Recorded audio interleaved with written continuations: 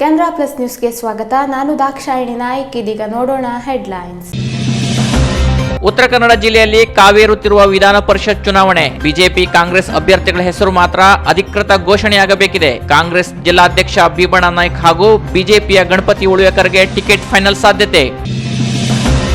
3 ಕೃಷಿ ಕಾಯ್ದೆಯನ್ನು ಹಿಂಪಡೆದ ಕೇಂದ್ರ ಸರ್ಕಾರ.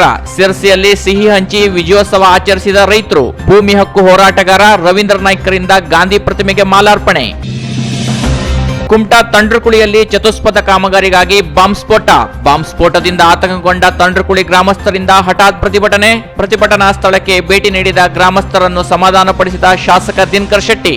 ಸ್ಥಳೀಯ ಸಂಸ್ಥೆಗಳ ವಿಧಾನ ಪರಿಷತ್ ಚುನಾವಣೆಗೆ ನಾಮಪತ್ರ ಸಲ್ಲಿಸುವ ಪ್ರಕ್ರಿಯೆ ಶುರುವಾದರೂ ಬಿಜೆಪಿ ಮತ್ತು ಕಾಂಗ್ರೆಸ್ ತಮ್ಮ ಅಭ್ಯರ್ಥಿಗಳ ಹೆಸರನ್ನು ಅಧಿಕೃತವಾಗಿ ಘೋಷಣೆ ಮಾಡದೇ ಇರುವುದು ಪಕ್ಷದ ಕಾರ್ಯಕರ್ತರಲ್ಲಿ ಗೊಂದಲ ಮೂಡುವಂತಾಗಿದೆ. ಕಳೆದೆರಡು ದಶಕಗಳಿಂದಲೂ ಕಾಂಗ್ರೆಸ್ ಕೈಯಲ್ಲಿದ್ದ ಸ್ಥಳೀಯ ಸಂಸ್ಥೆಗಳ ಎಂಎಲ್ಸಿ ಸ್ಥಾನಕ್ಕೆ ಈ ಬಾರಿ ನಡೆಯುವ ಚುನಾವಣೆಯಲ್ಲಿ ಬಿಜೆಪಿ ಮತ್ತು ಕಾಂಗ್ರೆಸ್ ನಡುವೆ ತೀವ್ರ ಹಣಾಹಣಿ ನಡೆಯಲಿದ್ದು, ಎರಡು ಪಕ್ಷಗಳಿಗೆ ಸಮರ್ಥ ಅಭ್ಯರ್ಥಿಯನ್ನು ಅಧಿಕೃತವಾಗಿ ಘೋಷಣೆ ಮಾಡುವುದೊಂದೇ ಬಾಕಿ ಉಳಿದಿದೆ. ಅಭ್ಯರ್ಥಿ ಘೋಷಣೆಯಲ್ಲಿ ವಿಳಂಬವಾಗುತ್ತಿರುವುದು ಪಕ್ಷದ ಕಾರ್ಯಕರ್ತರಲ್ಲಿ ಕೊಂಚ ಗೊಂದಲ ಮೂಡುವಂತಾಗಿದೆ. ಕಳೆದ 2 ಅವಧಿಯಿಂದಲೂ ಸ್ಥಳೀಯ ಸಂಸ್ಥೆಗಳ ಎಂಎಲ್ಸಿ ಆಗಿ ಕಾರ್ಯನಿರ್ವಹಿಸುತ್ತಿರುವ ಕಾಂಗ್ರೆಸ್ನ ಎಸ್ಎಲ್ ಗೋಟ್ನೆಕರ್ ಅವರು ಮುಂಬರುವ ವಿಧಾನಸಭಾ ಚುನಾವಣೆಯ ಮೇಲೆ ಕಣ್ಣಿಟ್ಟಿರುವುದರಿಂದ ಈ ಬಾರಿ ಚುನಾವಣಾ ಕಣದಿಂದ ಗೋಟ್ನೆಕರ್ ಹಿಂದಕ್ಕೆ ಸರಿದಿದ್ದಾರೆ. ಹಾಗಾಗಿ ಕಾಂಗ್ರೆಸ್ಗೆ ಹೊಸ ಅಭ್ಯರ್ಥಿಯನ್ನು ಆಯ್ಕೆ ಮಾಡುವ ಅನಿವಾರ್ಯತೆ ಎದುರಾಗಿದೆ. ಇನ್ನು ಬಿಜೆಪಿಯಲ್ಲಿ ಜಿಲ್ಲಾದ್ಯಂತ ಓಡಾಡುವ ಮೂಲಕ ಗುರುತಿಸಿಕೊಂಡ ಪ್ರಬಲ ಅಭ್ಯರ್ಥಿಯನ್ನು ಅಂತಿಮಗೊಳಿಸುವ ಕಾರ್ಯ ನಡೆದಿದೆ. ಕಳೆದ ಎಂಎಲ್ಸಿ ಚುನಾವಣೆಯಲ್ಲಿ ಗೋಟ್ನೆಕರ್ ವಿರುದ್ಧ ಸುಮಾರು 300ಕ್ಕೂ ಅಧಿಕ ಮತಗಳ ಅಂತರದಲ್ಲಿ ಪರಾಭವಗೊಂಡ ಕಾರವಾರ ನಗರಸಭೆ ಮಾಜಿ ಅಧ್ಯಕ್ಷ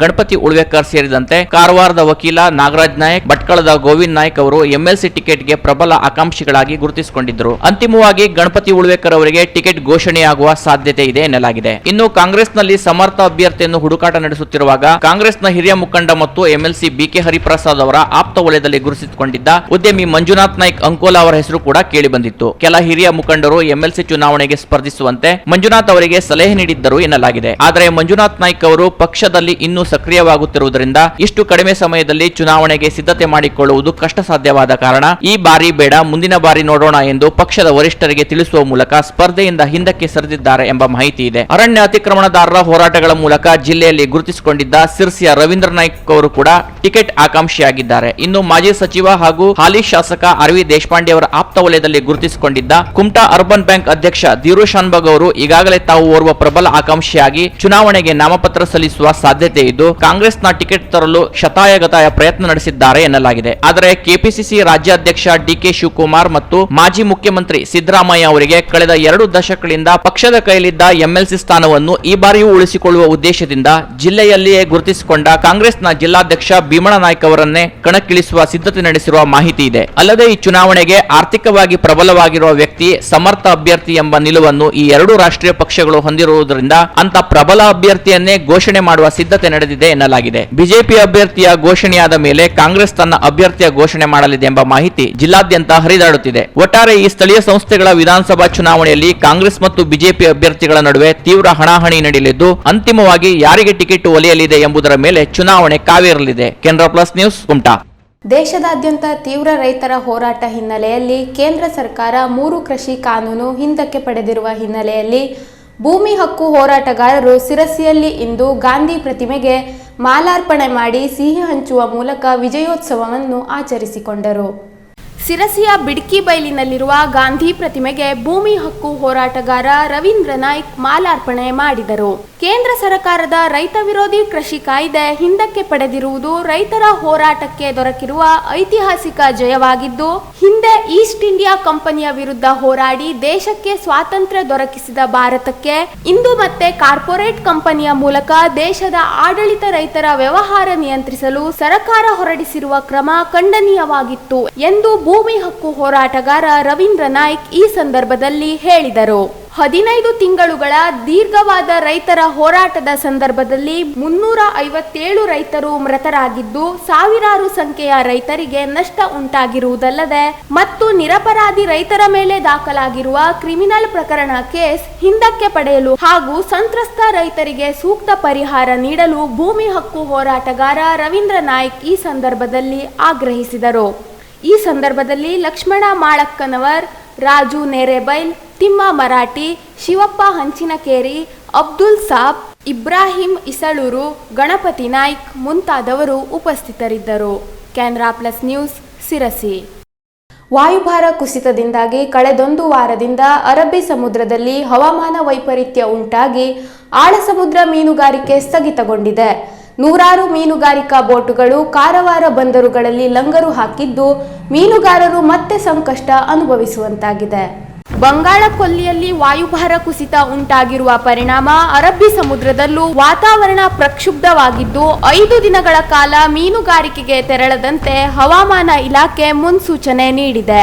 ಆಳ ಸಮುದ್ರ ಮೀನುಗಾರಿಕೆಗೆ ತೆರಳಿದ್ದ ರಾಜ್ಯದ ವಿವಿಧೆಡೆಯ ಬೋಟುಗಳು ವಾಯುಭಾರ ಕುಸಿತ ಉಂಟಾದ ಪರಿಣಾಮ ಮೀನುಗಾರಿಕೆಗೆ ತೆರಳಿದ್ದ ಬೋಟುಗಳು ಸುರಕ್ಷಿತ ಪ್ರದೇಶಗಳಿಗೆ ವಾಪಸ್ಸಾಗಿ ಆಶ್ರಯ ಪಡೆದುಕೊಳ್ಳುವಂತಾಗಿದೆ. ಕಾರವಾರ ಬಂದರು ಪ್ರದೇಶದಲ್ಲಿ ಮಂಗಳೂರು, ಮಲ್ಪೆ ಸೇರಿದಂತೆ ವಿವಿಧೆಡೆಯ ಬೋಟುಗಳು ಕಳೆದ 3 ದಿನಗಳಿಂದ ಲಂಗರು ಹಾಕಿ ನಿಂತಿದ್ದು ಮೀನುಗಾರಿಕೆ ಸ್ಥಗಿತಗೊಂಡಿದೆ. ಇನ್ನೂ 2 ದಿನಗಳ ಕಾಲ ಸಮುದ್ರದಲ್ಲಿ ಇದೇ ರೀತಿಯ ವಾತಾವರಣ ಮುಂದುವರೆಯುವ ಹಿನ್ನೆಲೆ ಯಾವುದೇ ಬೋಟುಗಳು ಮೀನುಗಾರಿಕೆಗೆ ತೆರಳುತ್ತಿಲ್ಲವಾಗಿದ್ದು ಬೋಟಿನ ಕಾರ್ಮಿಕರು ಕೆಲಸವಿಲ್ಲದೆ ಕೂರುವಂತಾಗಿದೆ. ಪ್ರತಿ ಬಾರಿ ಒಂದಲ್ಲ ಒಂದು ಕಾರಣದಿಂದ ಮೀನುಗಾರಿಕೆಗೆ ಅಡ್ಡಿಯಾಗುತ್ತಿದ್ದು ಇದರಿಂದ ಮೀನುಗಾರರು ಸಾಕಷ್ಟು ನಷ್ಟ ಅನುಭವಿಸುತ್ತಿದ್ದಾರೆ. ಈ ನಿಟ್ಟಿನಲ್ಲಿ ಸರ್ಕಾರ ನೆರವಿಗೆ ಬರಬೇಕು ಎನ್ನುವುದು ಮೀನುಗಾರರ ಆಗ್ರಹವಾಗಿದೆ. ಹವಾಮಾನ ವಿಪರೀತವಾಗಿ ಹವಾಮಾನ ಇಲಾಖೆಯವರು ಪ್ರತಿಯೊಂದು ಬೋಟ್ ಮಾಲೀಕರಿಗೆ ಹವಾಮಾನದ ರವಾನೆ ಮಾಡ್ತಾರೆ. ಹವಾಮಾನದಲ್ಲಿ ಏನೇನು ಏರುಪೇರುಗಳನ್ನು ಆಗುತ್ತೆ ಅಂತೇಳಿ ರವಾನೆ ಮಾಡ್ತಾರೆ. ಅದರಿಂದ 5 ದಿವಸ ಆಯ್ತು. ಈಗ 5 ದಿವಸದಲ್ಲಿ ಬೋಟ್ಗಳನ್ನೆಲ್ಲ ನಮ್ಮ ಬೋಟಿ ಜಟ್ಟಿಗೆ ಲಂಗೂರು ಹಾಕಿದ್ದಾರೆ. ಪ್ರತಿ ವರ್ಷದಲ್ಲಿ ಇದೇ ಥರ ಆಗ್ತಾಯಿದೆ. 2 ಸಲ 3 ಸಲ ಆಗ್ತಾಯಿದೆ. ಪ್ರತಿಯೊಂದು ಬೋಟಿಗೂ ಈಗ ನಾವು ತೊಂದರೆ ಆಗ್ತಾಯಿದೆ. ಅಂತಂದರೆ ಈ ಬೋಟಿಯವರಿಗೆ ಹಿಡ್ಕೊಳ್ಳೋದಂತಂದರೆ ಒರಿಸ್ಸಾ ಜನರಿಗೆ ಹಿಡ್ಕೊಳ್ಳೋದು ಭಾಳ ಕಷ್ಟ. ಈಗ ಒಂದು ಬೋಟಿಯವರಿಗೆ 25ರಿಂದ 30-35 ತನಕ ಕಲಸಿರ್ತಾರೆ ಒರಿಸ್ಸಾದವರು. ಅವ್ರಿಗೆ ಹಿಡ್ಕೊಳ್ಳೋದೇ ಭಾಳ ಕಷ್ಟ ಆಗಿದೆ. ಈಗ ನಮ್ಮ ಮೀನುಗಾರಿಕೆ ಅಂತಂದರೆ ಇಲ್ಲಿ ಹತ್ತಿರ ಹೋಗ್ತಾ ಇದ್ದಾರೆ. ಇಲ್ಲಿ ನಮ್ಮ ಈ ಲೈಟ್ ಹೌಸ್ ಒಳಗಡೆ, ಲೈಟ್ ಹೌಸ್ ಆಚೆಗೀಚೆಗೆ ಅದು ಕುರುಂಗೋಡೆಲ್ಲ ಇದೆಯಲ್ಲ, ಆಚೆಗೆ ದೇವಮನೆ ಈ ಹತ್ತಿರ ಹೋಗ್ತಾ ಇದ್ದಾರೆ. ಅದು ಆಳ ಸಮುದ್ರಕ್ಕೆ ಯಾರೂ ಹೋಗ್ತಾ ಇಲ್ಲ. ಯಾಕಂದರೆ ಸೀ ರಫ್ ಇದೆ, ಭಾಳ ರಫ್ ಇದೆ. ಈಗ ಮೊನ್ನೆ ಅಷ್ಟೇ 2 ಬೋಟ್ ಮುಳುಗಡೆ ಆಗಿದೆ ಗೋವಾವರೆಗೆ, ಮತ್ತು ಒಂದು ಬೋಟನ್ನು ಕಾರವಾರ ಜಟ್ಟಿಗೆ ಎಳೆದುಕೊಂಡು ಬಂದಿದ್ದಾರೆ. ಅದನ್ನು ನೀರು ತುಂಬಿ ನಿಂತು ಆಮೇಲೆ ಇಲ್ಲೆಲ್ಲ ಬಂದ್ಕೊಂಡು ನೀರು ಖಾಲಿ ಮಾಡಿ ಎಲ್ಲ ಇದು ಮಾಡಿದ್ದಾರೆ. ಈಗ ಅವರು ಸ್ವಲ್ಪ ಮತ್ತು ಬೇರೆ ಬೋಟಿನ ಹೇಳ್ಕೊಂಡು ಅವರು ಎಲ್ಲೆಲ್ಲಿ ರಿಪೇರಿ ಮಾಡ್ತಾರೆ ಅಲ್ಲಿ ಹೋಗ್ತಾರೆ. ಅಂತೂ 3 ಬೋಟಿ ಮುಳುಗಡೆ ಆಗಿದೆ ಈ ಸೀ ರಫ್ ಆಗಿ. ಮತ್ತು ಭಾಳ ಕಷ್ಟದಲ್ಲಿದ್ದಾರೆ ಮೀನುಗಾರರು. ಪ್ರತಿ ವರ್ಷದಂತೆ ಈ ವರ್ಷವೂ ಈ ಥರ ಹವಾಮಾನ ಏರುಪೇರು ಆಗ್ತಾ ಇದೆ. ಈಗ ಪ್ರತಿ ವರ್ಷ ಈಗ ಅವರು ಹವಾಮಾನ ಏರುಪೇರು ಆಗೋದ್ರಿಂದ ಸ್ವಲ್ಪ ಈ ಬಲೆ ಆಗಲಿ ಸ್ವಲ್ಪ ರಿಪೇರಿ ಮಾಡ್ಕೊಳ್ತಾ ಇದ್ದಾರೆ. ಇನ್ನು ಕಾರವಾರ ಬಂದರು ವ್ಯಾಪ್ತಿಯಲ್ಲಿ ಜಿಲ್ಲೆ ಹಾಗೂ ಹೊರ ಜಿಲ್ಲೆ ಸೇರಿದಂತೆ 500ಕ್ಕೂ ಅಧಿಕ ಬೋಟುಗಳು ಆಶ್ರಯ ಪಡೆದುಕೊಂಡಿವೆ. ಮೀನುಗಾರಿಕೆ ಸ್ಥಗಿತಗೊಂಡ ಹಿನ್ನೆಲೆ ಮೀನುಗಾರಿಕಾ ಕಾರ್ಮಿಕರು ಬೋಟು ಹಾಗೂ ಬಲೆಗಳ ದುರಸ್ತಿಯಲ್ಲಿ ತೊಡಗಿದ್ದಾರೆ. ಕಳೆದೆರಡು ದಿನಗಳಲ್ಲಿ ಹವಾಮಾನ ವೈಪರೀತ್ಯದಿಂದಾಗಿ ಗೋವಾ ವ್ಯಾಪ್ತಿಯಲ್ಲಿ ಮೀನುಗಾರಿಕೆ ನಡೆಸುತ್ತಿದ್ದ ಮಲ್ಪೆ ಮೂಲದ 3 ಬೋಟುಗಳಿಗೆ ಹಾನಿಯಾಗಿತ್ತು. ಈ ವೇಳೆ ಮುಳುಗುವ ಹಂತ ತಲುಪಿದ್ದ ಬೋಟುಗಳಲ್ಲಿದ್ದ ಮೀನುಗಾರರನ್ನು ಕೋಸ್ಟ್ ಗಾರ್ಡ್ ಹಾಗೂ ಇತರೆ ಬೋಟುಗಳ ಸಹಾಯದಿಂದ ರಕ್ಷಣೆ ಮಾಡಲಾಗಿತ್ತು. ಹೀಗಾಗಿ 2 ದಿನಗಳ ಕಾಲ ಸಮುದ್ರಕ್ಕಿಳಿಯದಂತೆ ಮೀನುಗಾರಿಕಾ ಇಲಾಖೆ ಸಹ ಸೂಚನೆ ನೀಡಿದೆ. ನಾವು ಮಲ್ಪೆಯಿಂದ ಬೋಟಿಗೆ ಬಂದವರು ಬೋಟ್ನಲ್ಲಿ ಸ್ಪೀಡ್ ಬೋಟಲ್ಲಿ ಕೆಲಸ ಮಾಡ್ತೀವಿ ನಾವು. ಅಂದರೆ ಇಲ್ಲಿ ಮಳೆ ಬಿಸಿಲು ಇದು ತುಫಾನ್ ಇರೋ ಕಾರಣದಿಂದ ಮೀನು ಫಿಶಿಂಗ್ ಮಾಡಲಿಕ್ಕೆ ಆಗಲಿಲ್ಲ. ಭಾಳ ಕಷ್ಟದಾಗಿದ್ದೀವಿ. ಇಲ್ಲಿಂದ ಗೋವಾ ಮಟ್ಟ ಹೋಗಿದ್ದೀವಿ. ಗೋವಾದಲ್ಲಿ ಒಂದು 2-3 ಬೋಟ್ ಮುಳುಗಿ ಹೋಗಿದ್ದೇವೆ. ಅಂದರೆ ಭಾಳ ಕಷ್ಟದಾಗಿದ್ದೀವಿ. ಅಲ್ಲಿಂದ ನಾವು ಹೆಂಗೋ ಜೀವನ ಕಾಪಾಡಿಕೊಂಡು ಇಲ್ಲಿ ಬಂದಿದ್ದೀವಿ. ಕಾರವಾರಿಗೆ ಬಂದಿದ್ದೀವಿ. ಕಾರವಾರ ಬಂದು ಹಾಲ್ಟಿಂಗ್ ಮಾಡಿದ್ದೀವಿ. 3 ದಿವಸ ಆಯಿತು. ಭಾಳ ಕಷ್ಟದಾಗಿದ್ದೀವಿ. ಕಾರವಾರ ಬಂದಾಗ ಸ್ವಲ್ಪ ನೆಮ್ಮದಿಯಿಂದ ಇದ್ದೀವಿ. 2-3 ದಿವಸದಿಂದ ನೆಮ್ಮದಿಯಿಂದ ಇದ್ದೀವಿ. ಮತ್ತು ನಾಳೆ ಬೇಕಾದ್ರೆ ಹೋಗ್ಬೇಕಂತ ಪ್ರಯತ್ನ ಮಾಡಿದ್ದೀವಿ. ಆದರೆ ಮತ್ತು ಇದೇ ಥರ ಮಳೆ ಗಾಳಿ ವಾತಾವರಣ ಇದ್ದರೆ ಹೋಗ್ಲಿಕ್ಕೆ ಆಗೋದಿಲ್ಲ. ಭಾಳ ಕಷ್ಟ ಉಂಟು ಹೋಗಲಿಕ್ಕೆ ಸಮುದ್ರದಲ್ಲಿ. ಸುಮಾರು ಸಲ ಆಯಿತು. ಹೋದ ತಿಂಗಳದಾಗ ಒಂದು 2-3 ಸಲ ಹೀಗೆ ಆಯಿತು. ಹೋದ ತಿಂಗಳಲ್ಲಿ ಮಳೆಗಾಲದಲ್ಲಿ ಭಾಳ ಹಿಂಗೆ ಕಷ್ಟ ಆಯಿತು. ಈಗ ಮತ್ತಾಗಿದೆ. ಏನು ಮಾಡಬೇಕಂತ ಗೊತ್ತಾಗ್ತಿಲ್ಲ. ಊರು ಬಿಟ್ಟು ಊರಿಗೆ ಬಂದೀವಿ ದುಡಿಲಿಕ್ಕೆ. ಹೀಗೆ ಆಗ್ತಾ ಹೋದರೆ ನಮ್ಮ ಮನೆ ಜೀವನ ಏನು, ಪರಿವಾರ ಏನು. ಪ್ರತಿ ಬಾರಿ ಒಂದಲ್ಲ ಒಂದು ಕಾರಣದಿಂದಾಗಿ ಮೀನುಗಾರಿಕೆ ನಡೆಸಲು ಸಾಧ್ಯವಾಗದೆ ಮೀನುಗಾರರು ಸಂಕಷ್ಟ ಎದುರಿಸುವಂತಾಗಿರುವುದು ಮಾತ್ರ ವಿಪರ್ಯಾಸವೇ ಸರಿ. Canara plus news, Karwar. ಕಾರವಾರ ನಗರದ ಕೋಡಿಬಾಗ ಗ್ರಾಮದಲ್ಲಿ ಜನಿಸಿ ಬ್ರಿಟಿಷರನ್ನು ಸೋಲಿಸಿ ಇತಿಹಾಸ ಪುಟದಲ್ಲಿ ಹೆಸರು ಮಾಡಿದ್ದ ವೀರಯೋಧ ಹೆಂಜಾನಾಯಕರ ಹೆಸರನ್ನು ಕಾರವಾರ ಕೋಡಿಬಾಗ ರಸ್ತೆಗೆ ಹಾಗೂ ವೃತ್ತಕ್ಕೆ ನಾಮಕರಣ ಮಾಡಲು ಜಿಲ್ಲಾಡಳಿತ ಹಾಗೂ ನಗರಸಭೆ ಗ್ರೀನ್ ಸಿಗ್ನಲ್ ನೀಡಿದೆ. ಗೋಮಾರ ಪಂಥ ಸಮಾಜದ ಹೆಂಜಾ ನಾಯಕ್ ಅವರು ಕಾರವಾರದ ಕೋಡಿಬಾಗ ಗ್ರಾಮದಲ್ಲಿ 1736ರಲ್ಲಿ ಜನಿಸಿದರು. ವಿಜಯನಗರ ಸಾಮ್ರಾಜ್ಯದ ಹಂಪಿಯ ಮೇಲೆ ದುಷ್ಕರ್ಮಿಗಳು ದಾಳಿ ನಡೆಸಿದಾಗ ಅದರ ರಕ್ಷಣೆಗೆ ಇವರು ಪ್ರಮುಖ ಪಾತ್ರ ವಹಿಸಿದ್ದರು. ಕತ್ತಿ ಕಾಳಗ, ಗನ್ ಗುರಿ, ಸಮರಕಲೆ, ಈಜಾಡುವ ಕಲೆ ಸೇರಿದಂತೆ ಯುದ್ಧ ನಿಪುಣರಾಗಿದ್ದ ಇವರಿಗೆ ಚಾಣಕ್ಯ ಪದವಿಯನ್ನು ಕೂಡ ಆ ಕಾಲದಲ್ಲಿ ನೀಡಲಾಗಿತ್ತು. ಹೆಂಜಾ ನಾಯಕರಿಗೆ ಬಡವರ ಮೇಲೆ ಅಪಾರ ಪ್ರೇಮವಿತ್ತು. ಬ್ರಿಟಿಷರು ರೈತರ ಮೇಲೆ ದೌರ್ಜನ್ಯವೆಸಗಿದಾಗ ರೈತರ ಪರ ನಿಂತು ಅವರು ನ್ಯಾಯಕ್ಕಾಗಿ ಹೋರಾಡಿದ್ದರು. ಮೊಘಲರು, ವಿಜಯಪುರದ ಬಾದ್ಶಾ, ಮರಾಠರು, ಮೈಸೂರು ಹೈದರಾಲಿ, ಟಿಪ್ಪು ಸುಲ್ತಾನ್ ಕಾರವಾರವನ್ನು ವಶಪಡಿಸಿಕೊಳ್ಳಲು ಹೊಂಚು ಹಾಕುತ್ತಿದ್ದರು. ಕೋಡಿಬಾಗದ ಪಾಳೆಗಾರ ಕುಟುಂಬದ ಸೋಂದಾ ಅರಸರ ಪರವಾಗಿದ್ದ ಹೆಂಜಾ ನಾಯಕ್ ಇವರನ್ನು ಹಿಮ್ಮೆಟ್ಟಿಸಿದರು. ಹೈದರಾಲಿ ಹೆಂಜಾ ನಾಯಕರ ವಿರುದ್ಧ ಕ್ರಿಸ್ತಶಕ 1791ರಲ್ಲಿ ದಂಡೆತ್ತಿ ಬಂದಾಗ ಅವರನ್ನೂ ಸೋಲಿಸಿ ತನ್ನ ಜೀವ ರಕ್ಷಣೆಗಾಗಿ ಯುದ್ಧ ಬಿಟ್ಟು ಓಡಿ ಹೋಗಿದ್ದನಂತೆ. ಇದಾದ ಸುಮಾರು 2 ವರ್ಷದ ನಂತರ ಹೈದರಾಲಿ ಮರಣ ಹೊಂದಿದ್ದು, ಆನಂತರ ಇದರಿಂದ ಆಕ್ರೋಶಗೊಂಡ ಅವರ ಪುತ್ರ ಟಿಪ್ಪು ಸುಲ್ತಾನ್ ಕ್ರಿಸ್ತಶಕ 1798ರ ಸುಮಾರಿಗೆ ತನ್ನ ಬಲಾಢ್ಯ ಸೈನ್ಯವನ್ನು ಹೆಂಜಾ ನಾಯಕರ ವಿರುದ್ಧ ಯುದ್ಧ ಮಾಡಲು ಕಳುಹಿಸುತ್ತಾನೆ. ಆದರೆ ಹೆಂಜಾ ನಾಯಕ್ ಟಿಪ್ಪುವಿನ ಸೈನ್ಯವನ್ನು ಹೊಡೆದು ಹಿಮ್ಮೆಟ್ಟಿಸಿ ಎಲ್ಲಾ ಸೈನ್ಯವನ್ನು ನಾಶ ಮಾಡುತ್ತಾನೆ.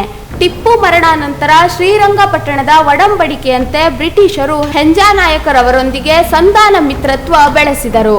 ಆದರೂ ಹೆಂಜಾ ನಾಯಕ್ ತಮ್ಮ ಸೈನ್ಯದ ಬಲವನ್ನು ಹೆಚ್ಚಿಸಿಕೊಂಡು ಅಲ್ಲಲ್ಲಿ ಬ್ರಿಟಿಷರೊಂದಿಗೆ ಹೋರಾಟ ನಡೆಸುತ್ತಾ ಬಂದರು. ಆದರೆ ಕ್ರಿಸ್ತಶಕ 1801ರ ಸುಮಾರಿಗೆ ಬ್ರಿಟಿಷರು ಕೋಡಿಬಾಗದ ಸದಾಶಿವಗಡದಲ್ಲಿ ಹೆಂಜಾ ನಾಯಕರು ಈಜಾಡುವ ಸಂದರ್ಭದಲ್ಲಿ ಹೊಂಚು ಹಾಕಿ ಗುಂಡಿಕ್ಕಿ ಕೊಂದು ಹಾಕಿದರು. ಇವರ ಸಮಾಧಿಯು ಕೋಡಿಬಾಗದ ಕನ್ನಡ ಶಾಲೆಯ ಎದುರುಗಡೆ ಇದೆ.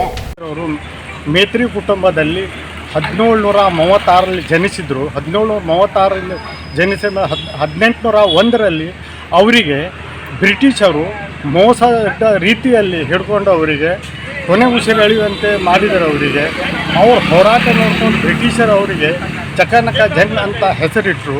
ಅದಿಲ್ಲದೆ ಅವರು ಕುದುರೆ ಮೇಲೆ ಹೋಗ್ಕೊಂಡು ಮೊಘಲರಿಗೆ ಸಹ ಸೋಲಿಸಿದ್ದಾರೆ.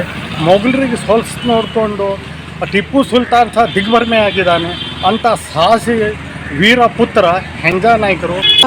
ಹೆಂಜಾ ನಾಯಕರವರ ಪ್ರಯತ್ನದಂತೆ ಎಲ್ಲರೂ ಪ್ರಯತ್ನ ಮಾಡಿದ್ದಕ್ಕೆ ನಮಗೆ ಸ್ವಾತಂತ್ರ್ಯ ಸಿಕ್ಕಿದೆ. ಅವರು ವೀರ ಪುತ್ರ. ಅವರು ಬ್ರಿಟಿಷರಿಂದ ಈ ಹೋರಾಟದಲ್ಲೇ ಕೊನೆ ಉಸಿರೆಳೆದಿದ್ದಾರೆ. ಇಂತಹ ಕ್ರಾಂತಿಕಾರಿ ನಾಯಕನ ಕುರಿತು ಈಗಿನ ಜನಕ್ಕೆ ತಿಳಿಸಿಕೊಡಬೇಕಿದೆ. ಅವರ ಹೆಸರು ಅಜರಾಮರವಾಗಿಸಬೇಕೆಂದು ಕಳೆದ ಸುಮಾರು 10 ವರ್ಷಗಳಿಂದಲೂ ಕಾರವಾರದ ಕ್ರಾಂತಿವೀರ ಹೆಂಜಾ ನಾಯಕ್ ಅಭಿಮಾನಿ ಬಳಗವು ಕಾರವಾರ ಕೋಡಿಬಾಗ ರಸ್ತೆಗೆ ಅವರ ಹೆಸರನ್ನಿಡಲು ಒತ್ತಾಯಿಸುತ್ತಿತ್ತು.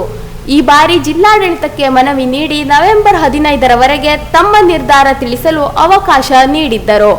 ಇದೀಗ ಜಿಲ್ಲಾಡಳಿತ ಹಾಗೂ ನಗರಸಭೆ ಕಾರವಾರ ಕೋಡಿಬಾಗ ರಸ್ತೆಗೆ ಅವರ ಹೆಸರನ್ನಿಡಲು ಹಾಗೂ ಹೂವಿನ ಚೌಕಕ್ಕೆ ಹೆಂಜಾ ನಾಯಕ್ ವೃತ್ತವೆಂದು ನಾಮಕರಣ ಮಾಡುವುದಾಗಿ ತಿಳಿಸಿದೆ.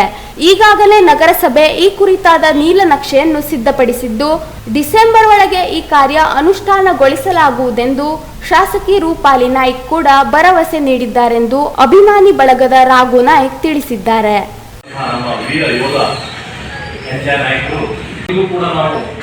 ಗೂಗಲ್ ಓಪನ್ ಮಾಡಿದ್ರು ಕೂಡ ಅವ್ರ ಬಗ್ಗೆ ಇತಿಹಾಸ ಪುಟದಲ್ಲಿ ಕೂಡ ಅಮರವಾಗಿ ಅವರು ಯಾವ ರೀತಿ ಹೋರಾಟ ಮಾಡಿದ್ರು ಅದರ ಬಗ್ಗೆ ಚರಿತ್ರೆಯನ್ನು ಕೂಡ ಆ ಇದರಲ್ಲಿ ಇನ್ನುವರೆಗಿದೆ. ಹೆಂಜಾ ನಾಯಕರ ಬಗ್ಗೆ ಮಾನ್ಯ ಜಿಲ್ಲಾಡಳಿತಕ್ಕೆ ನಾವೊಂದು ಗಡುವನ್ನು ಕೂಡ ಕೊಟ್ಟಿದ್ವಿ. ಏನಂದ್ರೆ ನವೆಂಬರ್ 15ರ ತಾರೀಕು ಒಳಗೆ ತಾವು ಈ ಒಂದು ಹೆಂಜಾ ನಾಯಕರ ಬಗ್ಗೆ ನಮಗೆ ಏನಾರ ಅದರ ಬಗ್ಗೆ ಅಂದ್ರೆ ಕೋಡಿಬಾಗ ಕಾರವಾರಕ್ಕೆ ಒಂದು ರಸ್ತೆಯ ಒಂದು ನಾಮಕರಣ ಮಾಡಬೇಕು. ಅದೇ ರೀತಿ ಅಲ್ಲಿ ಒಂದು ಸರ್ಕಲ್ ಈಗಾಗಲೇ ಹೂವಿನ ಚೌಕ ಅಂತ ಇದೆ. ಆ ಸರ್ಕಲ್ ಹೆಸರು ಅಲ್ಲಿ ಆ ಸರ್ಕಲ್ಗೆ ನಮ್ಮ ಹೆಂಜಾ ನಾಯಕ, ಯಾಕಂದ್ರೆ ಕೋಡಿಬಾಗದಲ್ಲಿ ಹುಟ್ಟಿ ಬೆಳೆದಂತ ನಮ್ಮ ವೀರಯೋಧ ಹೆಂಜಾ ನಾಯಕರ ಹೆಸರನ್ನ ಆ ವೃತ್ತಕ್ಕೆ ಇರಬೇಕಂತ ಹೇಳ್ಕೊಂಡು ಈಗಾಗಲೇ ನಾವು 12 ವರ್ಷದಿಂದ ಹೋರಾಟ ಮಾಡ್ತಾನೆ ಬಂದಿದ್ದೀವಿ. ಮತ್ತೆ ನವೆಂಬರ್ 15ರ ತನಕ ನಾವು ಜಿಲ್ಲಾಡಳಿತ ಒಂದು ಗಡುವು ಕೂಡ ಕೊಟ್ಟಿದ್ದೀವಿ. ಯಾಕಂದ್ರೆ ಕೋಡಿಬಾಗದಲ್ಲಿ ಹುಟ್ಟಿ ಬೆಳೆದಂತ ವೀರಯೋಧರಿಗೆ ತಾವು ಖಂಡಿತವರು ಅವರ ಹೆಸರನ್ನು ಇಡಬೇಕಂತ. ಅಂದ್ರೆ ಇದಕ್ಕೆ ನಮ್ಮ ಜಿಲ್ಲಾಡಳಿತ ಹಾಗೂ ಮಾನ್ಯ ನಮ್ಮ ಅನುಕೂಲ ಕಾರವಾರದ ಶಾಸಕಿ ಮಾನ್ಯ ಜನಪ್ರಿಯ ಶಾಸಕಿ ಮಾನ್ಯ ರೂಪಾಲಿ ನಾಯ್ಕ ಅವರು, ಅದೇ ರೀತಿ ನಮ್ಮ ಕಾರವಾರದ ನಗರಸಭೆ ಅಧ್ಯಕ್ಷರಾದಂತಹ ನಿತಿನ್ ಪಿಟ್ಲೆ ಅವರು, ಅದೇ ರೀತಿ ನಮ್ಮ ನಗರಸಭೆ ಪೌರಾಯುಕ್ತರಾದಂತಹ ಆರ್ ಪಿ ನಾಯ್ಕ ಅವರು ಹಾಗೂ ಎಲ್ಲ ನಗರಸಭೆ 31 ವಾರ್ಡಿನ ಎಲ್ಲ ಸದಸ್ಯರು ನಮಗೆ ಈಗಾಗಲೇ ಗ್ರೀನ್ ಸಿಗ್ನಲ್ ಅನ್ನು ನೀಡಿದ್ದಾರೆ. ಹಾಗೆ ಆರ್ ಪಿ ನಾಯ್ಕರು ಸರ್ ಅವರು ನಮ್ಮ ಮಾನ್ಯ ಶಾಸಕೀಯ ಒಂದು ಒತ್ತಡದಿಂದ, ಜಿಲ್ಲಾಡಳಿತರ ಒತ್ತಡದಿಂದ ಹಾಗೂ ನಗರಸಭೆ ಅಧ್ಯಕ್ಷರು, ನಗರಸಭೆ ಸದಸ್ಯರ ಒತ್ತಡದಿಂದ ಮತ್ತು ನಮ್ಮ ಒಂದು ಹೋರಾಟಕ್ಕೆ ಒಟ್ಟಾರೆಯಾಗಿ ಯುವ ಜನಾಂಗಕ್ಕೆ ಹೆಂಜಾ ನಾಯಕರಂತ ಹೋರಾಟಗಾರರು ಆದರ್ಶನೀಯವಾಗಬೇಕಿದೆ. ಈ ನಿಟ್ಟಿನಲ್ಲಿ ದಶಕಗಳಿಂದ ಕಾರವಾರದ ಸಂಘಟನೆಗಳು ನಡೆಸಿದ್ದ ಹೋರಾಟಕ್ಕೆ ಅಂತೂ ಪ್ರತಿಫಲ ಸಿಗುವ ಕಾಲ ಸನ್ನಿಹಿತವಾಗಿದ್ದು ಆದಷ್ಟು ಶೀಘ್ರವೇ ಈ ಕಾರ್ಯ ನೆರವೇರಬೇಕಿದೆ. Canara plus news, Karwar. ಇದೀಗ ಶಾರ್ಟ್ ಬ್ರೇಕ್ನ ನಂತರ ಕ್ಯಾನ್ರಾ ಪ್ಲಸ್ ನ್ಯೂಸ್ ಮುಂದುವರಿಯುತ್ತದೆ.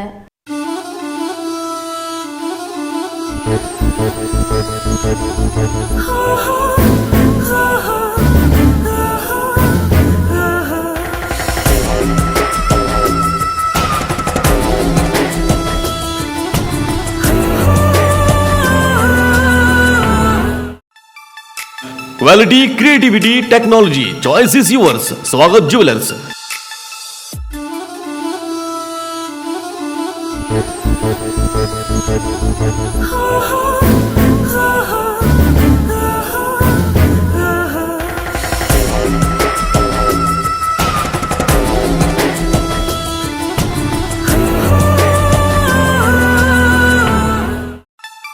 ಇಪ್ಪತ್ತೈದನೇ ವರ್ಷದ ಸಂಭ್ರಮಾಚರಣೆಯಲ್ಲಿ ವಜ್ರ, ಜೇಮ್ಸ್ ಸ್ಟೋನ್ಸ್, ಬಂಗಾರದ ಆಭರಣಗಳು, ಬೆಳ್ಳಿಯ ಆಭರಣಗಳು, all in one shop. Swagath jewellers. ಪ್ರತಿ ಖರೀದಿಯ ಮೇಲೆ ಆಕರ್ಷಕ ಉಡುಗೊರೆ. ಸ್ವರ್ಣಲಕ್ಷ್ಮಿ ಸೇರಿದಂತೆ ಹಲವು ಯೋಜನೆಗಳು, ವೇಸ್ಟೇಜ್ ಮತ್ತು ಮಜೂರಿಯಲ್ಲಿ ವಿಶೇಷ ರಿಯಾಯಿತಿ. ಇದು ಸೀಮಿತ ಅವಧಿಯ ಕೊಡುಗೆ. ಹಿಂದೆ ಭೇಟಿ ನೀಡಿ. ಸ್ವಾಗತ್ ಜ್ಯುವೆಲರ್ಸ್. ಚಿನ್ನ ಖರೀದಿಸುವ ಮೊದಲು ಸ್ವಾಗತ್ ಜ್ಯುವೆಲರ್ಸ್ ಮಳಿಗೆಗೆ ಒಮ್ಮೆ ಭೇಟಿ ನೀಡಿ.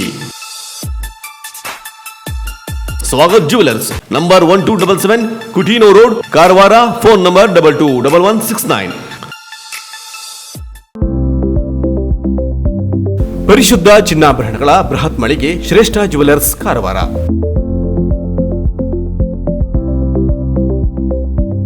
ನಮ್ಮಲ್ಲಿ 22 ಮತ್ತು 24 ಕ್ಯಾರೆಟ್ ಹೋಲೋ ಮಾರ್ಕ್ ಹೊಂದಿರುವ ಅತ್ಯಾಕರ್ಷಕ ಮತ್ತು ವಿಭಿನ್ನ ಡಿಸೈನ್ಗಳ ಎಲ್ಲಾ ರೀತಿಯ ಜ್ಯುವೆಲರಿಗಳು ಲಭ್ಯ.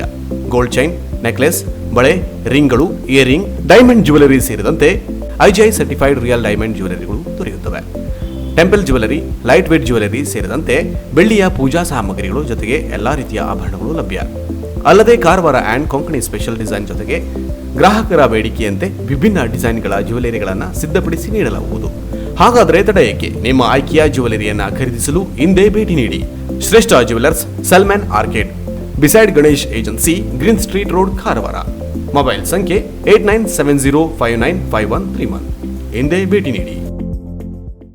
ಬ್ರಾಂಡೆಡ್ ಕಂಪನಿಗಳ ಎಲೆಕ್ಟ್ರಾನಿಕ್ ಗೃಹ ಬಳಕೆ ಸಾಮಗ್ರಿಗಳ ಬೃಹತ್ ಮಳಿಗೆ ಗಣೇಶ್ ಏಜೆನ್ಸಿ, ಕಾರವಾರ.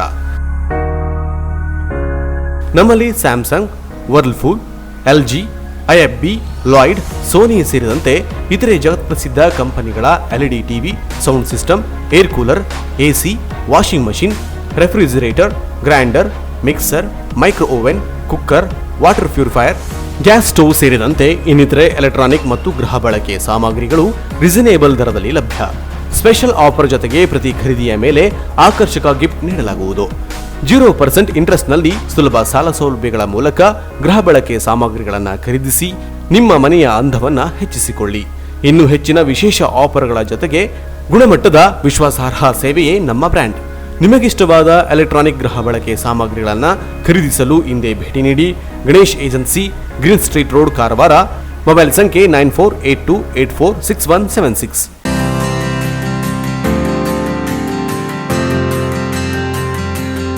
ಕಾರವಾರದ ಪ್ರತಿಷ್ಠಿತ ಕಲ್ಲೂರು ಡೆವಲಪರ್ಸ್ ವತಿಯಿಂದ ಅಂಕೋಲಾದ ಮುಖ್ಯ ರಸ್ತೆಯ ಶಟಗೇರಿಯಲ್ಲಿ ನಿರ್ಮಾಣ ಹಂತದಲ್ಲಿರುವ ಅಭಿಮಾನ್ ರೆಸಿಡೆನ್ಸಿ ಅಂಡ್ ಕಮರ್ಷಿಯಲ್ ಕಾಂಪ್ಲೆಕ್ಸ್ನಲ್ಲಿ ಸಿಂಗಲ್ ಮತ್ತು ಡಬಲ್ ಬೆಡ್ರೂಮ್ ಫ್ಲಾಟ್ಗಳು ಹಿಂದೆ ಬುಕ್ ಮಾಡಿ.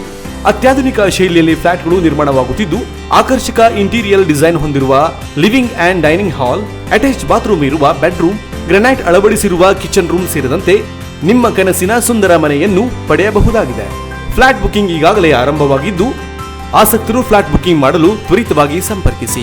ಇಬ್ರಾಹಿಂ ಕಲ್ಲೂರು. ಮೊಬೈಲ್ ಸಂಖ್ಯೆ 9379008178. ಜೊಯ್ಡಾ ತಾಲೂಕಿನ ಗೋಡಾಪಾಂಜೇಲಿ ಬಳಿ ಅರಣ್ಯ ಇಲಾಖೆಯವರು ಸೂಪಾ ಜಲಾಶಯದ ಹಿನ್ನೀರಿನಲ್ಲಿ ಬೋಟಿಂಗ್ ಅನ್ನು ಪ್ರವಾಸಿಗರಿಗೆ ಪರಿಚಯಿಸಿದ್ದಾರೆ. ಜೊಯ್ಡಾ ತಾಲೂಕು ಪ್ರಕೃತಿ ಸೌಂದರ್ಯಕ್ಕೆ ಹೆಸರುವಾಸಿ. ಇಲ್ಲಿರುವ ಕಾಡು ದೇಶದ ಬೇರೆ ರಾಜ್ಯಗಳಲ್ಲಿಲ್ಲ. ಕಾಡು ಪ್ರಾಣಿ, ಪಕ್ಷಿ, ಮರಗಿಡಗಳಿಗೆ ಜೊಯ್ಡಾ ತಾಲೂಕು ಪ್ರಸಿದ್ಧಿ ಪಡೆದಿದೆ.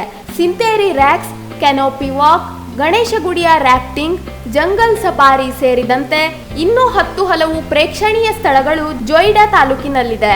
ಹೀಗೆ ಹೊಸದಾಗಿ ತಾಲೂಕಿನ ನಾಗೋಡ ಪಾಂಜೇಲಿ ಬಳಿ ಅರಣ್ಯ ಇಲಾಖೆಯವರು ಸೂಪಾ ಜಲಾಶಯದ ಹಿನ್ನೀರಿನಲ್ಲಿ ಬೋಟಿಂಗ್ ಅನ್ನು ಪ್ರವಾಸಿಗರಿಗೆ ಪರಿಚಯಿಸಿದ್ದಾರೆ. ಈ ಸ್ಥಳ ಜೊಯ್ಡಾದಿಂದ 10 ಕಿಲೋಮೀಟರ್ ದೂರದಲ್ಲಿದ್ದು ನಾಗೋಡ ಕ್ರಾಸ್ನಿಂದ ಪಾಂಜೇಲಿ ಊರಿಗೆ ಸಾಗಬೇಕು. ಅಲ್ಲಿಂದ 800 ಮೀಟರ್ ಕಾಲ್ನಡಿಗೆಯಲ್ಲಿ ಸಾಗಿದರೆ ಸೂಪಾ ಜಲಾಶಯದ ಹಿನ್ನೀರು ಕಾಣಸಿಗುತ್ತದೆ. ಬೋಟಿಂಗ್ಗೆ ಸಾಗಬೇಕಾದರೆ ಅರಣ್ಯ ಇಲಾಖೆಯವರು ಒಬ್ಬರಿಗೆ 650 ರೂಪಾಯಿ ನಿಗದಿಪಡಿಸಿದ್ದು, ನಾಗೋಡ ಕ್ರಾಸ್ನಿಂದ ಸಫಾರಿ ವಾಹನದಲ್ಲಿ ಪ್ರವಾಸಿಗರನ್ನು ಕರೆದುಕೊಂಡು ಹೋಗುವ ವ್ಯವಸ್ಥೆ ಮಾಡಿದ್ದಾರೆ. ಒಮ್ಮೆ ಬೋಟಿನಲ್ಲಿ 24 ಜನ ಸಾಗುವ ವ್ಯವಸ್ಥೆ ಇದ್ದು, ಸದ್ಯ ಮಳೆಗಾಲವಾದ್ದರಿಂದ ಮಣ್ಣಿನ ರಸ್ತೆಯಲ್ಲಿ ಬೋಟಿಂಗ್ ಸ್ಥಳದ ತನಕ ತಿರುಗಾಡುವುದೇ ಸಾಹಸಮಯವಾಗಿದೆ ಎನ್ನಬಹುದು. ಬೋಟಿಂಗ್ ಜೊತೆಗೆ ಹಿನ್ನೀರಿನಲ್ಲಿ ಅದ್ಭುತವಾದ ಆಕರ್ಷಣೀಯ ಪರಿಸರ ಕಾಣಸಿಗುತ್ತದೆ. ಸುತ್ತಲೂ ಗುಡ್ಡ ಬೆಟ್ಟಗಳು ನೀರಿನ ಮಧ್ಯದಲ್ಲಿ ಸಾಗುತ್ತಿದ್ದರೆ ಸುಂದರ ಅನುಭವ ಉಂಟಾಗುತ್ತದೆ. ನೀರಿನಲ್ಲಿ ಸಾಗುತ್ತಿರುವಾಗಲೇ ದೂರದ ದಡದಲ್ಲಿ ಕಾಡುಕೋಣ, ಚಿರತೆ, ಜಿಂಕೆ, ಹಾರ್ನಬಿಲ್ ಇನ್ನಿತರ ಪ್ರಾಣಿ ಪಕ್ಷಿಗಳು ಕಾಣಸಿಗುತ್ತವೆ. ರಜಾ ದಿನಗಳಲ್ಲಿ ಕುಟುಂಬದೊಂದಿಗೆ ಪಿಕ್ನಿಕ್ಗಾಗಿ ಈ ಸ್ಥಳ ಹೇಳಿ ಮಾಡಿಸಿದ ಹಾಗಿದೆ ಎನ್ನಬಹುದು. ಈ ತಾಲೂಕು ಎಷ್ಟು ದೊಡ್ಡದಿದೆ ಅಂದ್ರೆ ಗೋವಾ ರಾಜ್ಯ ಎಷ್ಟು ದೊಡ್ಡದಿದೆ, ಹೆಚ್ಚು ಕಮ್ಮಿ ಎಷ್ಟು ದೊಡ್ಡದು ತಾಲೂಕು ಇದೆ. ಕಾಡಿನ ದೃಷ್ಟಿಯಿಂದ ಹೇಳೋದಾದ್ರೆ ದೇಶದಲ್ಲಿ ನಂಬರ್ 1 ಸ್ಥಾನದಲ್ಲಿರುವಂತದ್ದು. ಜೊತೆಯಲ್ಲಿ ಇಲ್ಲಿಯ ವಿಶೇಷಗಳು ಹಾರ್ನ್ಬಿಲ್ ಪಕ್ಷಿ. ಜಗತ್ತಿನಲ್ಲಿ ಒಟ್ಟು 54 ಜಾತಿಯ ಹಾರ್ನ್ಬಿಲ್ ಪಕ್ಷಿ ಇದಾವೆ. ನಮ್ಮ ದೇಶದಲ್ಲಿ 9 ಜಾತಿ ಇದಾವೆ. ಆ 9 ಜಾತಿ 4 ಜಾತಿ ಹಾರ್ನ್ಬಿಲ್ ಪಕ್ಷಿ ಕಾಣುವಂತಹ ಜಾಗ ಇದು. Great Indian, Malabar pied, Malabar grey ಮತ್ತು ಕಾಮನ್ ಗ್ರೇ, ಈ 4 ಜಾತಿಯ ಹಾರ್ನ್. ಕೆನರಾ ಪ್ಲಸ್ಗಾಗಿ ಸಂದೇಶ್ ದೇಸಾಯಿ, ಜೊಯ್ಡಾ. ಡಿಜಿಟಲೀಕರಣದ ಹೆಸರಿನಲ್ಲಿ ಸಾರಿಗೆ ಇಲಾಖೆಯೊಂದು ಎಡವಟ್ಟು ಮಾಡಿಕೊಂಡಿದೆ. ಇತ್ತೀಚಿನವರೆಗೂ ಪಿವಿಸಿ ಕಾರ್ಡ್ನಲ್ಲಿ ಬರುತ್ತಿದ್ದ ವಾಹನ ನೋಂದಣಿ ಪ್ರಮಾಣ ಪತ್ರವನ್ನು ಏಕಾಏಕಿ ಸ್ಥಗಿತಗೊಳಿಸಿ ವಾಹನ ಮಾಲೀಕರಿಗೆ ಸಮಸ್ಯೆ ತಂದೊಡ್ಡಿದೆ. ಹೊಸ ವಾಹನಗಳನ್ನು ಖರೀದಿಸಿದವರು ಅವುಗಳನ್ನು ತಮ್ಮ ವ್ಯಾಪ್ತಿಗೆ ಬರುವ ಸಾರಿಗೆ ಪ್ರಾದೇಶಿಕ ಕಚೇರಿಯಲ್ಲಿ ನೋಂದಣಿ ಮಾಡಿಕೊಳ್ಳಬೇಕು. ಹೀಗೆ ನೋಂದಣಿ ಮಾಡಿಕೊಂಡವರಿಗೆ ಹಾಗೂ ಹಳೆಯ ವಾಹನವಾದರೆ ಆನ್ಲೈನ್ನಲ್ಲಿ ನೋಂದಣಿ ಮಾಡಿಕೊಂಡು ಆರ್ಟಿಒನಲ್ಲಿ 250 ರೂಪಾಯಿಗಳ ಚಲನ್ ತುಂಬಿದ 1 ವಾರದ ಬಳಿಕ ಸಾರಿಗೆ ಇಲಾಖೆಯಿಂದ ಆರ್ಸಿ ಕಾರ್ಡ್ ಅಂಚೆಯ ಮೂಲಕ ಮಾಲೀಕರ ಮನೆಗೆ ಬರುತ್ತಿದ್ದವು. ಆದರೆ ಕಳೆದೆರಡು ತಿಂಗಳಿನಿಂದ ಆರ್ಸಿ ಕಾರ್ಡ್ಗಳು ಬರುವುದು ಸ್ಥಗಿತಗೊಂಡಿತ್ತು. ಸಾರಿಗೆ ಅಧಿಕಾರಿಗಳು ಕೇಳಿದರೆ ಪಿವಿಸಿ ಕಾರ್ಡ್ ಇಲ್ಲ, ಬೆಂಗಳೂರು ಮಟ್ಟದಲ್ಲಿ ಮುದ್ರಣ ಸಮಸ್ಯೆ ಎಂದು ಹೇಳುತ್ತಿದ್ದರು. ಆದರೆ ಇದೀಗ ವಾಹನಗಳ ನೋಂದಣಿ ಮಾಡಿಕೊಂಡವರಿಗೆ ಏಕಾಏಕಿ ನೋಂದಣಿ ಪತ್ರವನ್ನು ಕಲರ್ ಪ್ರಿಂಟ್ ನೀಡಲಾಗುತ್ತಿದೆ. ಇನ್ನು ಈ ಬಗ್ಗೆ ಪ್ರತಿಕ್ರಿಯಿಸಿರುವ ಕಾರವಾರ ಸಾರಿಗೆ ಪ್ರಾದೇಶಿಕ ಅಧಿಕಾರಿ ಮಂಜುನಾಥ್, ರಾಜ್ಯದಾದ್ಯಂತ ರೋಸ್ಮಾರ್ಟ್ ಎಂಬ ಸಂಸ್ಥೆ ಲೈಸೆನ್ಸ್ ಹಾಗೂ ಆರ್ಸಿ ಪಿವಿಸಿ ಕಾರ್ಡ್ಗಳನ್ನು ಪ್ರಿಂಟ್ ಮಾಡುವ ಗುತ್ತಿಗೆಯನ್ನು ಪಡೆದು 2012ರಿಂದಲೂ ತನ್ನ ಕಾರ್ಯ ಮಾಡುತ್ತಿತ್ತು. ಆದರೆ ಇತ್ತೀಚೆಗೆ ಆರ್ಸಿ ಪಿವಿಸಿ ಪ್ರಿಂಟಿಂಗ್ ಅನ್ನು ಸ್ಥಗಿತಗೊಳಿಸಿದೆ. ಕಾರಣವೇನೆಂದು ಗೊತ್ತಿಲ್ಲ. ಆದರೆ ಸ್ಥಳೀಯವಾಗಿ ನಾವೇ ಆರ್ಸಿಯನ್ನು ಕಲರ್ ಪ್ರಿಂಟ್ ಮಾಡಿ ವಾಹನಗಳ ಮಾಲೀಕರಿಗೆ ವಿತರಿಸುತ್ತಿದ್ದೇವೆ.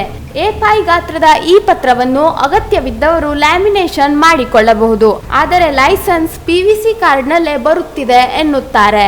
2012ರಿಂದ ಇದುವರೆಗೆ ಈ RC smart card, DL smart card print ಮಾಡೋದು ರೋಸ್ಮಾರ್ಟ್ ಎಂಬ ಔಟ್ಸೋರ್ಸ್ ಕಂಪನಿಗೆ ಟೆಂಡರ್ ಮೂಲಕ ವಹಿಸಿಕೊಟ್ಟಿದ್ರು. ಅದು ಹೆಡ್ಆಫ್ಸ್ ಲೆವೆಲಲ್ಲಿ ಎಲ್ಲ ರಾಜ್ಯಕ್ಕೆಲ್ಲವೂ ಅನ್ವಯ ಆಗುತ್ತೆ ಅದು. ಆಮೇಲೆ ಈಗ ಮೊನ್ನೆ 10/11/2021ರಿಂದ ಸದರಿ ರೋಸ್ಮಾರ್ಟ್ ಕಂಪನಿ ಕಾರ್ಡ್ಗಳು ಪ್ರಿಂಟ್ ಮಾಡೋದನ್ನು ಸ್ಥಗಿತಗೊಳಿಸಿದ್ದಾರೆ. ಅದರ ಬದಲಾಗಿ ನಮ್ಮ ಕಚೇರಿಯಲ್ಲೇ ಆರ್ಸಿ ಕಾರ್ಡ್ಗಳನ್ನು ಪ್ರಿಂಟ್ ಮಾಡೋ ವ್ಯವಸ್ಥೆ ಮಾಡಿದ್ದೀವಿ. ಅದು ಕಾರ್ಡ್ ಅಲ್ಲ, ಬರೀ ಒಂದು ಪೇಪರಲ್ಲಿ ಬರುತ್ತಾ ಇದೆ ಪ್ರಿಂಟ್ಔಟ್. ಈಗಿದ್ದಂಗೆ ಅದು ಮುಂದುವರಿತದೆ. ಆರ್ಸಿ ಕಾರ್ಡ್ಗಳು ಮಾತ್ರ ನಮ್ಮಲ್ಲಿ ಪ್ರಿಂಟ್ ಮಾಡಿ ಪೇಪರ್ ಆರ್ಸಿ ಕಾರ್ಡ್ ಕೊಡ್ತಾ ಇದ್ದೀವಿ. ಸಿಗ್ನೇಚರನ್ನು ಮ್ಯಾಪ್ ಮಾಡಬೇಕು. ಅದು ಹೆಡ್ಆಫ್ಸ್ ಲೆವೆಲಲ್ಲಿ ಅದು ಮಾಡಬೇಕು. ಹಂತ ಹಂತವಾಗಿ ಅದು ಕ್ರಮ ಕೈಗೊಳ್ಬೋದು. ನಾವು ತಿಳಿಸಿದ್ದೀವಿ ಹೆಡ್ಆಫ್ಸಿಗೆ. ಇಲ್ಲ ಅದೇನೆಂದರೆ 2 ಪೇಜ್ ಥರ ಇರುತ್ತೆ, A5 ಸೈಜ್ ಇದೆ. ಅದನ್ನು ಫೋಲ್ಡ್ ಮಾಡಿ ಲ್ಯಾಮಿನೇಷನ್ ಮಾಡಿ ಇಟ್ಕೋಬೋದು. ಈ ನಮ್ಮ ವೋಟರ್ ಕಾರ್ಡ್ ಅಥವಾ ಬೇರೆ ಕೆಲವು ಕಾರ್ಡ್ಗಳಿದೆ, ಸ್ವಲ್ಪ ಸೈಜ್ ದೊಡ್ಡದಿದೆ ನೋಡಲಿಕ್ಕೆ, A5ಲೇ ಮಾಡಬೇಕು ಅಂತ ಹೇಳಿದ್ದಾರೆ. ಸ್ವಲ್ಪ ಕಾರ್ಡ್ಗಿಂತ ಡಬಲ್ ಸೈಜ್ ಇದೆ. ಆದರೆ ಇದಕ್ಕೆ ವಿರೋಧ ವ್ಯಕ್ತಪಡಿಸಿರುವ ವಾಹನ ಚಾಲನಾ ತರಬೇತಿ ಶಾಲೆಯ ಮಾಲೀಕ ರಾಘು ನಾಯ್ಕ್, ಸರ್ಕಾರ ಈ ಮುಂಚಿನಂತೆ PVC ಕಾರ್ಡ್ ಅನ್ನೇ ವಿತರಿಸಬೇಕು. ಕಲರ್ ಪ್ರಿಂಟ್ಗಳನ್ನು ಜೇಬಿನಲ್ಲಿ ಇಟ್ಟುಕೊಳ್ಳುವುದು ಹೇಗೆ? ಅಲ್ಲದೆ ಒಂದು ವೇಳೆ ಈ ಪೇಪರ್ ಹರಿದು ಹೋದರೆ ಅಥವಾ ಹಾಳಾದರೆ ಮತ್ತೆ 250 ರೂಪಾಯಿ RTOಗೆ ಪಾವತಿಸಿ ಕಾರ್ಡ್ ಪಡೆಯಬೇಕಿದೆ. ಅಷ್ಟೇ ಅಲ್ಲದೆ ಪೊಲೀಸ್ ಕೇಸ್, ನೋಟರಿ ಅಫಿಡವಿಟ್ ಎಂದೆಲ್ಲ ಓಡಾಡಬೇಕಾಗುತ್ತದೆ. ಇದು ಎಷ್ಟು ಸರಿ ಎಂದು ಪ್ರಶ್ನಿಸುತ್ತಿದ್ದಾರೆ. ಇವತ್ತು ಓನ್ಲಿ ಫಾರ್ ಪೇಪರಲ್ಲಿ ಆ ಕಾರ್ಡನ್ನು ತೆಗೆದು ಹಾಕಿ ಖಾಲಿ ಸಿಂಪಲ್ ಪೇಪರ್, ಇದು ನಮ್ದೊಂದು A4 ಸೈಜ್ ಪೇಪರಲ್ಲಿ ಪ್ರಿಂಟ್ ಮಾಡ್ಕೊಂಡು ಕೊಡ್ತಾ ಇದ್ದಾರೆ. ಸಾದಾ ಒಂದು ಪೇಪರಲ್ಲಿ, ಒಂದು ಹಾಳೆಯಲ್ಲಿ, ಸಾದಾ ಹಾಳೆಯಲ್ಲಿ ಒಂದು ಪ್ರಿಂಟ್ ಮಾಡ್ಕೊಂಡು ಕೊಡ್ತಾ ಇದ್ದಾರೆ. ಅದಕ್ಕೆ ಒಂದು RTO ಕಚೇರಿ, ಒಬ್ಬ RTO ಅಧಿಕಾರಿ ಕೂಡ ಒಂದು ಹಸ್ತಾಕ್ಷರ ಇಲ್ಲ. ಸಾಮಾನ್ಯ ವ್ಯಕ್ತಿ ಒಂದು ವೆಹಿಕಲ್ ತೊಗೊಂಡು ಹೋಗಬೇಕಾದ್ರೆ ಟ್ರಾಫಿಕ್ ಪೊಲೀಸ್ ಇಲಾಖೆಯವರು ಅವರನ್ನು ತಡೆದ್ರೆ ಆ RC ಕಾರ್ಡನ್ನು ತೆಗೆದು ಕೊಟ್ಟರೆ ಅದು RC ಕಾರ್ಡ್ ಅಂತ ಕೇಳೋರು ಎಷ್ಟೋ ಜನ ಪೊಲೀಸ್ ಅಧಿಕಾರಿ ಇದ್ದಾರೆ. ಯಾಕಂದ್ರೆ ಅವ್ರಿಗೆ ಗೊತ್ತಿಲ್ಲ ಇನ್ನು ಈ ರೀತಿ ಪೇಪರಲ್ಲಿ ಕೊಡ್ತಾ ಇದ್ದಾರಂತ. ವಾಹನಗಳ ಮಾಲೀಕರ ಕಷ್ಟವನ್ನರಿತಾದರೂ ಸರ್ಕಾರ PVC RC ಕಾರ್ಡ್ಗಳ ವಿತರಣೆಯನ್ನೇ ಮುಂದುವರೆಸಬೇಕಿದೆ. ಆದಷ್ಟು ಶೀಘ್ರವಾಗಿ ಎಚ್ಚೆತ್ತುಕೊಂಡು ಸಮಸ್ಯೆ ಬಗೆಹರಿಸಲು ಸರ್ಕಾರ ಮತ್ತು ಸಾರಿಗೆ ಇಲಾಖೆ ಮುಂದಾಗಬೇಕಿದೆ. Canara plus news, Karwar. ಕಾರವಾರ ನಗರದ ಅತ್ಯಂತ ಪ್ರಾಚೀನ ಮತ್ತು 18 ಗ್ರಾಮಗಳಿಗೆ ಗ್ರಾಮ ದೇವತೆಯಾಗಿ ನೆಲೆಸಿರುವ ಶ್ರೀ ಮಹಾದೇವ ದೇವರ ಕಾರ್ತಿಕೋತ್ಸವ ಅತ್ಯಂತ ವಿಜೃಂಭಣೆಯಿಂದ ನಡೆಯಿತು. ಈ ಉತ್ಸವವು ಕಾರ್ತಿಕ ಹುಣ್ಣಿಮೆಯಂದು ದೇವರ ವಿಶೇಷ ಪೂಜೆಯೊಂದಿಗೆ ಆರಂಭವಾಗಿ ದೇವರ ಉತ್ಸವ ಮೂರ್ತಿ ತನ್ನ ಪಲ್ಲಕ್ಕಿಯೊಂದಿಗೆ ನಗರದ ವಿವಿಧ ಭಾಗ ಮತ್ತು ದೇವಸ್ಥಾನಗಳಿಗೆ ಭೇಟಿ ನೀಡುತ್ತಾ ಜನರಿಗೆ ತನ್ನ ದರ್ಶನವನ್ನು ಶ್ರೀದೇವರು ನೀಡುತ್ತಾರೆ. ಇದೇ ಸಂದರ್ಭದಲ್ಲಿ ಸಾಯಂಕಾಲ ಮಹಾಗಣಪತಿ ದೇವಸ್ಥಾನದಲ್ಲಿ ವಾರ್ಷಿಕ ವನಭೋಜನ ಕಾರ್ಯಕ್ರಮವನ್ನು ಅತ್ಯಂತ ಶ್ರದ್ಧಾಪೂರ್ವಕವಾಗಿ ಆಚರಣೆ ಮಾಡಲಾಗುತ್ತದೆ. ಪುರಾತನ ಕಾಲದಿಂದ ಕಳಸ ಮತ್ತು ಚಿಪ್ಕಾರ್ ಕುಟುಂಬವು ದೇವರ ಪಲ್ಲಕ್ಕಿ ಉತ್ಸವವನ್ನು ಅತ್ಯಂತ ಶ್ರದ್ಧಾಪೂರ್ಣವಾಗಿ ನೀಡುತ್ತಾ ಕೃತಜ್ಞರಾಗುತ್ತಾರೆ. ಈ ಕಾರ್ಯಕ್ರಮವನ್ನು ಕಾರ್ತಿಕ ಹುಣ್ಣಿಮೆಯ 2ನೇ ದಹಿಂಕಾಲ ಉತ್ಸವದ ನಂತರ ಪವಿತ್ರ ಸಮುದ್ರ ಸ್ನಾನದ ನಂತರ ಈ ಉತ್ಸವವು ಸಂಪನ್ನಗೊಳ್ಳುತ್ತದೆ. Canara plus news, Karwar. ಬೆಂಗಳೂರಿನ ತಾಂಡವ ಕಲಾನಿಕೇತನ ಸಂಸ್ಥೆಯಿಂದ ಕುಮಟಾ ಪಟ್ಟಣದ ಮಣಕಿ ಮೈದಾನದಲ್ಲಿ ಕುಮಟಾ ವೈಭವ ಕಾರ್ಯಕ್ರಮ ಡಿಸೆಂಬರ್ 8ರಿಂದ 12ರವರೆಗೆ ನಡೆಯಲಿದೆ ಎಂದು ತಾಂಡವ ಕಲಾನಿಕೇತನ ಅಧ್ಯಕ್ಷ ಮಂಜುನಾಥ್ ನಾಯ್ಕ್ ತಿಳಿಸಿದರು. ಕುಮಟಾದಲ್ಲಿ ಕರೆದ ಸುದ್ದಿಗೋಷ್ಠಿಯಲ್ಲಿ ಮಾತನಾಡಿದ ತಾಂಡವ ಕಲಾನಿಕೇತನದ ಅಧ್ಯಕ್ಷ ಮಂಜುನಾಥ್ ನಾಯ್ಕ್ ಅವರು, ಸ್ಥಳೀಯ ಸಂಘ ಸಂಸ್ಥೆಗಳ ಸಹಕಾರದಲ್ಲಿ ಕುಮಟಾ ವೈಭವ ಎಂಬ ಸಾಂಸ್ಕೃತಿಕ ಮನರಂಜನೆ ಕಾರ್ಯಕ್ರಮ ಪಟ್ಟಣದ ಮಣಕಿ ಮೈದಾನದಲ್ಲಿ ಡಿಸೆಂಬರ್ 8ರಿಂದ 12ರವರೆಗೆ ನಡೆಯಲಿದೆ. ಕೊರೋನಾ ಕಾರಣದಿಂದ ಕಳೆದ ವರ್ಷದಲ್ಲಿ ಕುಮಟಾ ವೈಭವ ಕಾರ್ಯಕ್ರಮ ನಡೆಸಲು ಸಾಧ್ಯವಾಗಿರಲಿಲ್ಲ. ಈಗ ಪರಿಸ್ಥಿತಿ ಉತ್ತಮವಾಗಿದ್ದು 5 ದಿನಗಳ ಕಾರ್ಯಕ್ರಮದಲ್ಲಿ ಸ್ಥಳೀಯ ಕಲೆಗಳಿಗೆ ಪ್ರೋತ್ಸಾಹ ನೀಡುವುದಕ್ಕೆ ಹೆಚ್ಚಿನ ಸಮಯಾವಕಾಶ ನೀಡಲಾಗುತ್ತಿದೆ. ಪ್ರತಿನಿತ್ಯ ಸಂಜೆ 6ರಿಂದ 8 ಗಂಟೆಯವರೆಗೆ ಹಾಗೂ 1 ದಿನ ಸಂಪೂರ್ಣವಾಗಿ ಸ್ಥಳೀಯ ಕಲಾವಿದರಿಗೆ ಅವಕಾಶ ನೀಡಲಾಗುವುದು. ಈ ಹಿಂದಿನ ವರ್ಷಗಳಲ್ಲಿ ನಡೆಸಿದ ಕುಮಟಾ ವೈಭವ ಕಾರ್ಯಕ್ರಮಗಳಲ್ಲಿ ಭಾಗವಹಿಸಲು ನಡೆಸಿದ ಆಯ್ಕೆ ಸಂದರ್ಶನಕ್ಕೆ ಸ್ಥಳೀಯ ಕಲಾವಿದರು ಸರಿಯಾಗಿ ಸ್ಪಂದಿಸಿಲ್ಲ. ಈ ಬಾರಿಯಾದರೂ ಸ್ಥಳೀಯರು ಅವಕಾಶವನ್ನು ಸದುಪಯೋಗಪಡಿಸಿಕೊಳ್ಳಬೇಕು. ಇನ್ನು ನಮ್ಮೆಲ್ಲರನ್ನು ಅಗಲಿದ ನಟ ಪುನೀತ್ ರಾಜ್ಕುಮಾರ್ ಅವರ ಸ್ಮರಣೆಯಲ್ಲಿ 1 ದಿನದ ಕಾರ್ಯಕ್ರಮವನ್ನು ಸಮರ್ಪಿಸಲಾಗುವುದು. ಉಳಿದಂತೆ ಸಿನಿಮಾ ಹಾಗೂ ಟಿವಿ ಕಲಾವಿದರ ತಂಡಗಳು, ರಸಮಂಜರಿ ಇನ್ನಿತರ ಭರ್ಪೂರ್ ಮನರಂಜನೆ ಕಾರ್ಯಕ್ರಮಗಳನ್ನು ಆಯೋಜಿಸಲಾಗಿದೆ. ಚುನಾವಣೆ ನೀತಿ ಸಂಹಿತೆ ನಮ್ಮ ಕಾರ್ಯಕ್ರಮಕ್ಕೆ ಅಡ್ಡಿಯಾಗದು. ಕೆಲವೇ ದಿನದಲ್ಲಿ ಸಂಪೂರ್ಣ ಕಾರ್ಯಕ್ರಮದ ವಿವರ ಪ್ರಕಟಿಸಲಾಗುವುದು ಎಂದು ಅವರು ತಿಳಿಸಿದರು. ಈ ಕುಮಟಾ ವೈಭವ ಕಾರ್ಯಕ್ರಮ ಇದು 5ನೇ ವರ್ಷದ ಕಾರ್ಯಕ್ರಮ ಆಗ್ತಾ ಇದೆ. ಹೋದ ವರ್ಷ ಕೋವಿಡ್ ಅಂತ ಮಹಾಮಾರಿ ರೋಗ ಬಂದಿದ್ರಿಂದ ಈ ಕಾರ್ಯಕ್ರಮವನ್ನು ನಮಗೆ ಮಾಡ್ಲಿಕ್ಕೆ ಆಗ್ಲಿಲ್ಲ. ಬಟ್ ಆದ್ರೆ ಈ ವರ್ಷ ಎಲ್ಲವೂ ಕೂಡ ನಮ್ಗೆ ಒಂದು ಈ ಕೋವಿಡ್ ಕೂಡ ಕಡಿಮೆ ಆಗಿರೋದ್ರಿಂದ ಎಲ್ಲ ರೀತಿಯ ಅನುಕೂಲಗಳು ವಾತಾವರಣ ಬಂದಿರೋದ್ರಿಂದ ನಾವು ಈ ಕಾರ್ಯಕ್ರಮವನ್ನು ಹಮ್ಮಿಕೊಳ್ಳಿಕ್ಕೆ ಒಂದು ತೀರ್ಮಾನವನ್ನು ತೆಗೆದುಕೊಂಡಿದ್ದೀವಿ. ಬಟ್ ಇಲೆಕ್ಷನ್ ಬಂದಿರೋದ್ರಿಂದ ಕಾನೂನಿನ ಸಲಹೆಯ ಮೇರೆಗೆ, ಅಂದ್ರೆ ಎಲ್ಲ ಇಲಾಖೆಗಳ ಸಹಕಾರ ತಗೊಂಡು ಕಾನೂನಿನ ಸಲಹೆಯ ಮೇರೆಗೆ ಈ ಉತ್ಸವವನ್ನು ನಾವು ಮಾಡಲಿಕ್ಕೆ ತೀರ್ಮಾನವನ್ನು ತೆಗೆದುಕೊಂಡಿದ್ದೀವಿ. ಡಿಸೆಂಬರ್ 8ರಿಂದ 12ರವರೆಗೆ ಅಂದ್ರೆ 5 ದಿನಗಳ ಕಾಲ ಈ ಉತ್ಸವ ನಾವು ಇಲ್ಲಿ ಮಣಕಿ ಮೈದಾನ ಅಂದ್ರೆ ಗಿಬ್ಬೈ ಸ್ಕೂಲ್ ಮೈದಾನದಲ್ಲಿ ನಾವು ಈ ಕಾರ್ಯಕ್ರಮವನ್ನು ಮಾಡಲಿಕ್ಕೆ ಯೋಜನೆಯನ್ನು ರೂಪಿಸಿದ್ದೀವಿ. ಸುದ್ದಿಗೋಷ್ಠಿಯಲ್ಲಿ ಧರ್ಮಸ್ಥಳ ಗ್ರಾಮಾಭಿವೃದ್ಧಿ ಯೋಜನಾಧಿಕಾರಿ ನಾಗರಾಜ್ ನಾಯ್ಕ್, ಗುತ್ತಿಗೆದಾರ ನಾಗೇಶ್ ನಾಯ್ಕ್, ಶಿವರಾಮ್ ಹರಿಕಾಂತ್ರ, ಜಯಾ ಶೇಟ್ ಮತ್ತಿತರರು ಉಪಸ್ಥಿತರಿದ್ದರು. Canara plus news, Kumta. ಕುಮಟಾ ತಾಲೂಕಿನ ತಂಡ್ರಕುಳಿಯಲ್ಲಿ ಐಆರ್ಬಿ ಅವರು ನಡೆಸಿದ ಬಾಂಬ್ ಸ್ಫೋಟದಿಂದ ಆತಂಕಗೊಂಡ ಸ್ಥಳೀಯರು ಹೆದ್ದಾರಿ ತಡೆದು ಹಠಾತ್ ಪ್ರತಿಭಟನೆ ನಡೆಸುವ ಮೂಲಕ ಅಧಿಕಾರಿಗಳನ್ನು ತರಾಟೆಗೆ ತೆಗೆದುಕೊಂಡರು. ಕುಮಟಾ ತಾಲೂಕಿನ ದಿವಗಿ ಗ್ರಾಮ ಪಂಚಾಯತ್ ವ್ಯಾಪ್ತಿಯ ತಂಡ್ರಕುಳಿಯಲ್ಲಿ ಐಆರ್ಬಿ ಅವರು ನಡೆಸುತ್ತಿರುವ ಚತುಷ್ಪಥ ಕಾಮಗಾರಿಯಲ್ಲಿ ಯಾವುದೇ ಸುರಕ್ಷತಾ ಕ್ರಮಗಳನ್ನು ಕೈಗೊಳ್ಳದ ಕಾರಣ ಮೊದಲಿನಿಂದಲೂ ಸ್ಥಳೀಯರು ವಿರೋಧ ವ್ಯಕ್ತಪಡಿಸುತ್ತಿದ್ದಾರೆ. ಕೆಲ ವರ್ಷಗಳ ಹಿಂದೆ ಬೇಕಾಬಿಟ್ಟಿ ಬಾಂಬ್ ಸ್ಫೋಟ ಮಾಡಿದ ಪರಿಣಾಮ ಮಳೆಗಾಲದಲ್ಲಿ ಗುಡ್ಡ ಕುಸಿದು 3 ಜೀವಂತ ಸಮಾಧಿಯಾಗಿದ್ದರು. ಅಂದಿನಿಂದ ಇಂದಿನವರೆಗೂ ಆ ಭಾಗದಲ್ಲಿ ಬಾಂಬ್ ಸ್ಫೋಟ ಮಾಡಲು ಸ್ಥಳೀಯರಿಂದ ತೀವ್ರ ವಿರೋಧ ವ್ಯಕ್ತವಾಗುತ್ತಿರುವುದರಿಂದ ಆ ಭಾಗದಲ್ಲಿ ಮಾತ್ರ ಚತುಷ್ಪಥ ಕಾಮಗಾರಿ ಅಪೂರ್ಣಗೊಂಡಿದೆ. ಹಾಗಾಗಿ ಕಾಮಗಾರಿ ಮುಂದುವರಿಸುವ ಉದ್ದೇಶದಿಂದ ಐಆರ್ಬಿ ಅವರು ಇಂದು ಗುಡ್ಡವನ್ನು ಒಡೆಯಲು ಬಾಂಬ್ ಸ್ಫೋಟ ಮಾಡಿದ್ದರು. ಸ್ಫೋಟದ ಪರಿಣಾಮ ಭೂಕಂಪನಗೊಂಡು ಸ್ಥಳೀಯ ಮನೆಗಳಿಗೆ ಬಿರುಕು ಬಿಟ್ಟಿದೆ ಎಂದು ಆರೋಪಿಸಿದ ಸ್ಥಳೀಯರು ಹೆದ್ದಾರಿ ತಡೆದು ಹಠಾತ್ ಪ್ರತಿಭಟನೆ ನಡೆಸುವ ಮೂಲಕ ಸಂಬಂಧಪಟ್ಟ ಅಧಿಕಾರಿಗಳನ್ನು ತರಾಟೆಗೆ ತೆಗೆದುಕೊಂಡರು. ಈ ಬಗ್ಗೆ ಮಾಹಿತಿ ಪಡೆದ ಶಾಸಕ ದಿನಕರ್ ಶೆಟ್ಟಿ, ಉಪವಿಭಾಗಾಧಿಕಾರಿ ರಾಹುಲ್ ರತ್ನಂ ಪಾಂಡೆ ಮತ್ತು ತಹಶೀಲ್ದಾರ್ ವಿವೇಕ್ ಶಿಣಿವಿ ಅವರು ಸ್ಥಳಕ್ಕೆ ಭೇಟಿ ನೀಡಿ ಸ್ಥಳೀಯರನ್ನು ಸಮಾಧಾನಪಡಿಸುವ ಕಾರ್ಯ ಮಾಡಿದರು. ಈ ಸಂದರ್ಭದಲ್ಲಿ ಪೊಲೀಸರು ಹಾಗೂ ಗ್ರಾಮಸ್ಥರ ನಡುವೆ ಮಾತಿನ ಚಕಮಕಿ ನಡೆಯಿತು. ಸ್ಥಳಕ್ಕೆ ಐಆರ್ಬಿ ಅಧಿಕಾರಿಗಳನ್ನು ಬರುವಂತೆ ಪಟ್ಟು ಹಿಡಿದರು. ಈ ಸಂದರ್ಭದಲ್ಲಿ ಸ್ಥಳದಲ್ಲಿದ್ದ ಜೆಡಿಎಸ್ ಮುಖಂಡ ಸೂರಜ್ ನಾಯ್ಕ್ ಸೋನಿ ಅವರು ಸ್ಥಳೀಯರ ಪರವಾಗಿ ಮಾತನಾಡಿದರು. ಕಾಮಗಾರಿ ಕೈಗೊಳ್ಳುವ ಮೊದಲು ಸ್ಥಳೀಯರಿಗೆ ಮಾಹಿತಿ ನೀಡಿ ಸೂಕ್ತ ಪರಿಹಾರ ನೀಡುವ ಜೊತೆಗೆ ಅಗತ್ಯ ಮುನ್ನೆಚ್ಚರಿಕೆ ಕ್ರಮಗಳನ್ನು ಕೈಗೊಳ್ಳಬೇಕು. ಇದನ್ನು ಮಾಡದೆ ಏಕಾಏಕಿ ಬಂದು ಬಾಂಬ್ ಸ್ಫೋಟ ಮಾಡಿದರೆ ಸ್ಥಳೀಯರಿಗೆ ತೊಂದರೆಯಾಗುತ್ತದೆ. ಸ್ಫೋಟದಿಂದ ಸ್ಥಳೀಯ ಮನೆಗಳಿಗೆ ಹಾನಿಯಾಗಿ ಏನಾದರೂ ಅವಘಡ ಸಂಭವಿಸಿದರೆ ಯಾರು ಹೊಣೆ? ಹಾಗಾಗಿ ಸ್ಥಳೀಯರನ್ನು ವಿಶ್ವಾಸಕ್ಕೆ ಪಡೆದು ಕಾಮಗಾರಿ ನಡೆಸಬೇಕು. ಇಲ್ಲವಾದರೆ ಉಗ್ರ ಪ್ರತಿಭಟನೆ ಕೈಗೊಳ್ಳುವ ಜೊತೆಗೆ ಕಾಮಗಾರಿ ಮುಂದುವರಿಸಲು ಅವಕಾಶ ನೀಡುವುದಿಲ್ಲ ಎಂದು ಸ್ಪಷ್ಟಪಡಿಸಿದರು. ಮತ್ತೊಮ್ಮೆ ಅನಾಹುತ ಆಗಿದೆ. ಕಳೆದ 4-5 ವರ್ಷದಿಂದ ತಂಡ್ರಕುಳಿ ಜನ ಇದೇ ರೀತಿ ಭಯಾನಕ ವಾತಾವರಣದಲ್ಲಿ ಇದ್ದು ರೂಢಿಯಾಗಿಬಿಟ್ಟಿದೆ ಅನಿಸ್ತದೆ. ಐಆರ್ಬಿ ಅವರ ಕರ್ಮಕಾಂಡ ಕಳೆದ 4-5 ವರ್ಷದಿಂದ ಆರಂಭ ಆದದ್ದು ಇವತ್ತವರೆಗೂ ಅದೇ ಕರ್ಮಕಾಂಡದಲ್ಲಿ ಇಲ್ಲಿಯ ಜನರು ಉಳಿಯುವಂಥ ಪರಿಸ್ಥಿತಿ ನಿರ್ಮಾಣ ಆಗಿದೆ. ನಾನು ನೇರವಾಗಿ AC ಅವ್ರು ಬಂದಾಗ ನೇರವಾಗಿ ಹೇಳಿದ್ದೀನಿ, ನಿಮ್ಮ ನಿರ್ಲಕ್ಷ್ಯ, ತಹಸೀಲ್ದಾರ್ ನಿರ್ಲಕ್ಷ್ಯ, ಈ ಸರ್ಕಾರ ಈ ಆಡಳಿತದ ನಿರ್ಲಕ್ಷ್ಯ, ನೀವು ಐಆರ್ಬಿಗೆ ಹೆಂಗೆ ಬೇಕು ಹಂಗೆ ನಡೆಸಿಕೊಟ್ಟಿದ್ದೀರಿ. ಇಲ್ಲೇ ನೋಡಿ, ಇಲ್ಲಿ ಮೈನಿಂಗ್ ಮಾಡ್ತಾರೆ. ಇವರು ಬರೀ 25 ಮೀಟ್ರಲ್ಲಿ ಮನೆ ಇದೆ, ಇಲ್ಲಿ ಬ್ಲಾಸ್ಟ್ ಮಾಡೋಕ್ಕೆ ಅವಕಾಶ ಕೊಡ್ತಾರೆ. ಸರ್ಕಾರದ ಕಾನೂನೇ ಏನು ಹೇಳ್ತದೆ?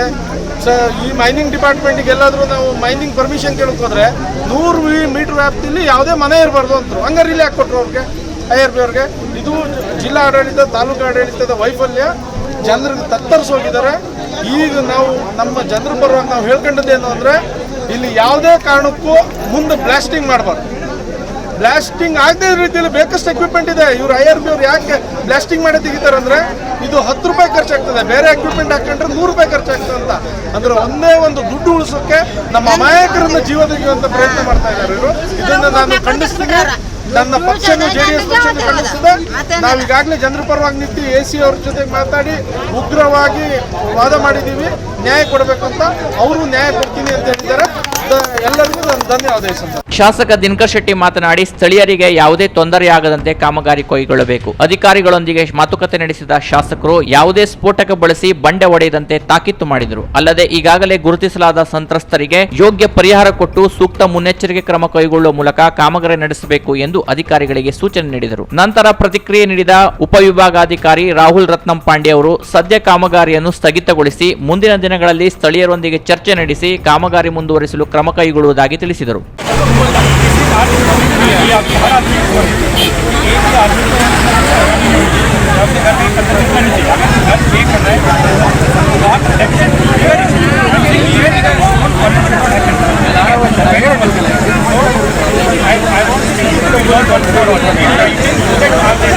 ಬಳಿಕ ಪ್ರತಿಭಟನಾಕಾರರು ಶಾಂತರಾಗಿ ಅಲ್ಲಿಂದ ತೆರಳಿದರು. ಈ ಪ್ರತಿಭಟನೆಯಿಂದ 1 ಗಂಟೆಗೂ ಅಧಿಕ ಕಾಲ ಹೆದ್ದಾರಿಯಲ್ಲಿ ಟ್ರಾಫಿಕ್ ಸಮಸ್ಯೆಯುಂಟಾಗಿ ಪ್ರಯಾಣಿಕರು ಪರದಾಡುವಂತಾಯಿತು. ಬಳಿಕ PSI ರವಿ ಗುಡ್ಡಿ ನೇತೃತ್ವದ ಪೊಲೀಸರ ತಂಡ ಸುಗಮ ಸಂಚಾರಕ್ಕೆ ವ್ಯವಸ್ಥೆ ಮಾಡಿಕೊಟ್ಟರು. Canara plus news Kumta. ಇದೀಗ ಶಾರ್ಟ್ ಬ್ರೇಕ್ನ ನಂತರ ಕೆನರಾ ಪ್ಲಸ್ ನ್ಯೂಸ್ ಮುಂದುವರಿಯುತ್ತದೆ. ಹುಬ್ಬಳ್ಳಿಯ ಖ್ಯಾತ ನೇತ್ರತಜ್ಞ ಡಾಕ್ಟರ್ ನವೀನ್ VB ಅವರ ಸಾರಥ್ಯದಲ್ಲಿ ಅತ್ಯಾಧುನಿಕ ತಂತ್ರಜ್ಞಾನ ಹೊಂದಿರುವ ನವೀನ ನೇತ್ರಾಲಯ ಕುಮಟಾದಲ್ಲಿ ಉತ್ತಮ ವೈದ್ಯಕೀಯ ಸೇವೆ ಒದಗಿಸುವ ಮೂಲಕ ಜಿಲ್ಲೆಯಲ್ಲಿಯೇ ಪ್ರಸಿದ್ಧಿ ಗಳಿಸಿದೆ. ಗಣಕೀಕೃತ ಕಣ್ಣಿನ ಪರೀಕ್ಷೆ, ಕಾಂಟ್ಯಾಕ್ಟ್ ಲೈನ್ಸ್ ಕ್ಲಿನಿಕ್, ನೋವು ರಹಿತ, ಹೊಲಿಗೆ ರಹಿತ ಕಣ್ಣಿನ ಪೊರೆಯ ಶಸ್ತ್ರಚಿಕಿತ್ಸೆ, ಗ್ಲುಕೋಮಾ ಪ್ರಮಾಣ ನಿರ್ಧರಿಸುವಿಕೆ ಚಿಕಿತ್ಸೆ, ಸಕ್ಕರೆ ಕಾಯಿಲೆ, ರೆಟಿನೋಪತಿ ಪ್ರಮಾಣ ನಿರ್ಧರಿಸುವ ಮತ್ತು ಚಿಕಿತ್ಸೆ, ಮಕ್ಕಳ ಕಣ್ಣಿನ ಸಮಸ್ಯೆಗಳಿಗೆ ಸೂಕ್ತ ಪರಿಹಾರೋಪಾಲಯಗಳನ್ನು ನೀಡಲಾಗುವುದು. ಅಲ್ಲದೆ ಕಣ್ಣಿನ ಪೊರೆಯ ಚಿಕಿತ್ಸೆಯನ್ನ ನಯವಾಗಿ ಮಾಡಲು ಪೇಕೋ ಎಂಬ ಅತ್ಯಾಧುನಿಕ ಯಂತ್ರೋಪಕರಣ ಬಳಸಲಾಗುವುದು. ಜಿಲ್ಲೆಯಲ್ಲಿಯೇ ಈ ಸೇವೆ ಕಾರವಾರ ಮತ್ತು ಶಿರಸಿಯನ್ನು ಹೊರತುಪಡಿಸಿ ಈಗ ನವೀನ್ ನೇತ್ರಾಲಯದಲ್ಲಿ ಮಾತ್ರ ಲಭ್ಯವಿದ್ದು, USA FDAನಿಂದ ಮಾನ್ಯತೆ ಪಡೆದಿದೆ. ಅಲ್ಲದೆ ನೇತ್ರಾಲಯಕ್ಕೆ ಹೊಂದಿಕೊಂಡಿರುವ ಸೃಷ್ಟಿ ಆಪ್ಟಿಕಲ್ಸ್ನಲ್ಲಿ ಅತ್ಯಾಧುನಿಕ, ಆಕರ್ಷಕ ಮತ್ತು ಉತ್ತಮ ಗುಣಮಟ್ಟದ ಕನ್ನಡಕಗಳು ಲಭ್ಯವಿದೆ. ಅದರಲ್ಲೂ ಡಾಕ್ಟರ್ ನವೀನ್ ಅವರು ಪೇಕೋ ತರಬೇತಿ ಹೊಂದಿದವರಿಂದ ನೇತ್ರ ಚಿಕಿತ್ಸಾಲಯದಲ್ಲಿ ಹೊಸ ಸಂಚಲನ ಮೂಡಿಸಿದ್ದಾರೆ. ಅಲ್ಲದೆ ಇವರು ಕಣ್ಣಿನ ದುರ್ಮಾಂಸ, ಕಾಚಬಿಂದು ಹಾಗೂ DCR ಶಸ್ತ್ರಚಿಕಿತ್ಸೆಯಲ್ಲಿ ವಿಶೇಷ ಪರಿಣಿತಿಯನ್ನ ಪಡೆದ ನೇತ್ರ ತಜ್ಞರಾಗಿದ್ದಾರೆ. ಹುಬ್ಬಳ್ಳಿಯ ಪ್ರಸಿದ್ಧ MM ಜೋಶಿ ಕಣ್ಣಿನ ಆಸ್ಪತ್ರೆಯಲ್ಲಿ ಹಾಗೂ ಕುಮಟಾದಲ್ಲಿ 3 ವರ್ಷ ವೈದ್ಯಕೀಯ ಸೇವೆ ಸಲ್ಲಿಸಿದ ಜನಾನುರಾಗಿ ನೇತ್ರ ತಜ್ಞರಾಗಿ ಖ್ಯಾತಿ ಪಡೆದಿದ್ದಾರೆ. ಕಣ್ಣಿನ ಯಾವುದೇ ಸಮಸ್ಯೆಗಳಿದ್ದರೂ ಒಮ್ಮೆ ಭೇಟಿ ನೀಡಿ. ನವೀನ್ ನೇತ್ರಾಲಯ, ಮಹಾಲಕ್ಷ್ಮಿ ಕಂಫರ್ಟ್ಸ್, LIC ಕಚೇರಿ ಎದುರು, NH66 ಕುಮಟಾ. ಸಂಪರ್ಕಿಸಿ 8277996645 ಹಾಗೂ 9663772097. ಪರಿಶುದ್ಧ ಮತ್ತು ಆಕರ್ಷಕ ಚಿನ್ನಾಭರಣಗಳ ಬೃಹತ್ ಮಳಿಗೆ ಕಲ್ಯಾಣಿ ಜ್ಯುವೆಲರಿ ಕುಮಟಾ.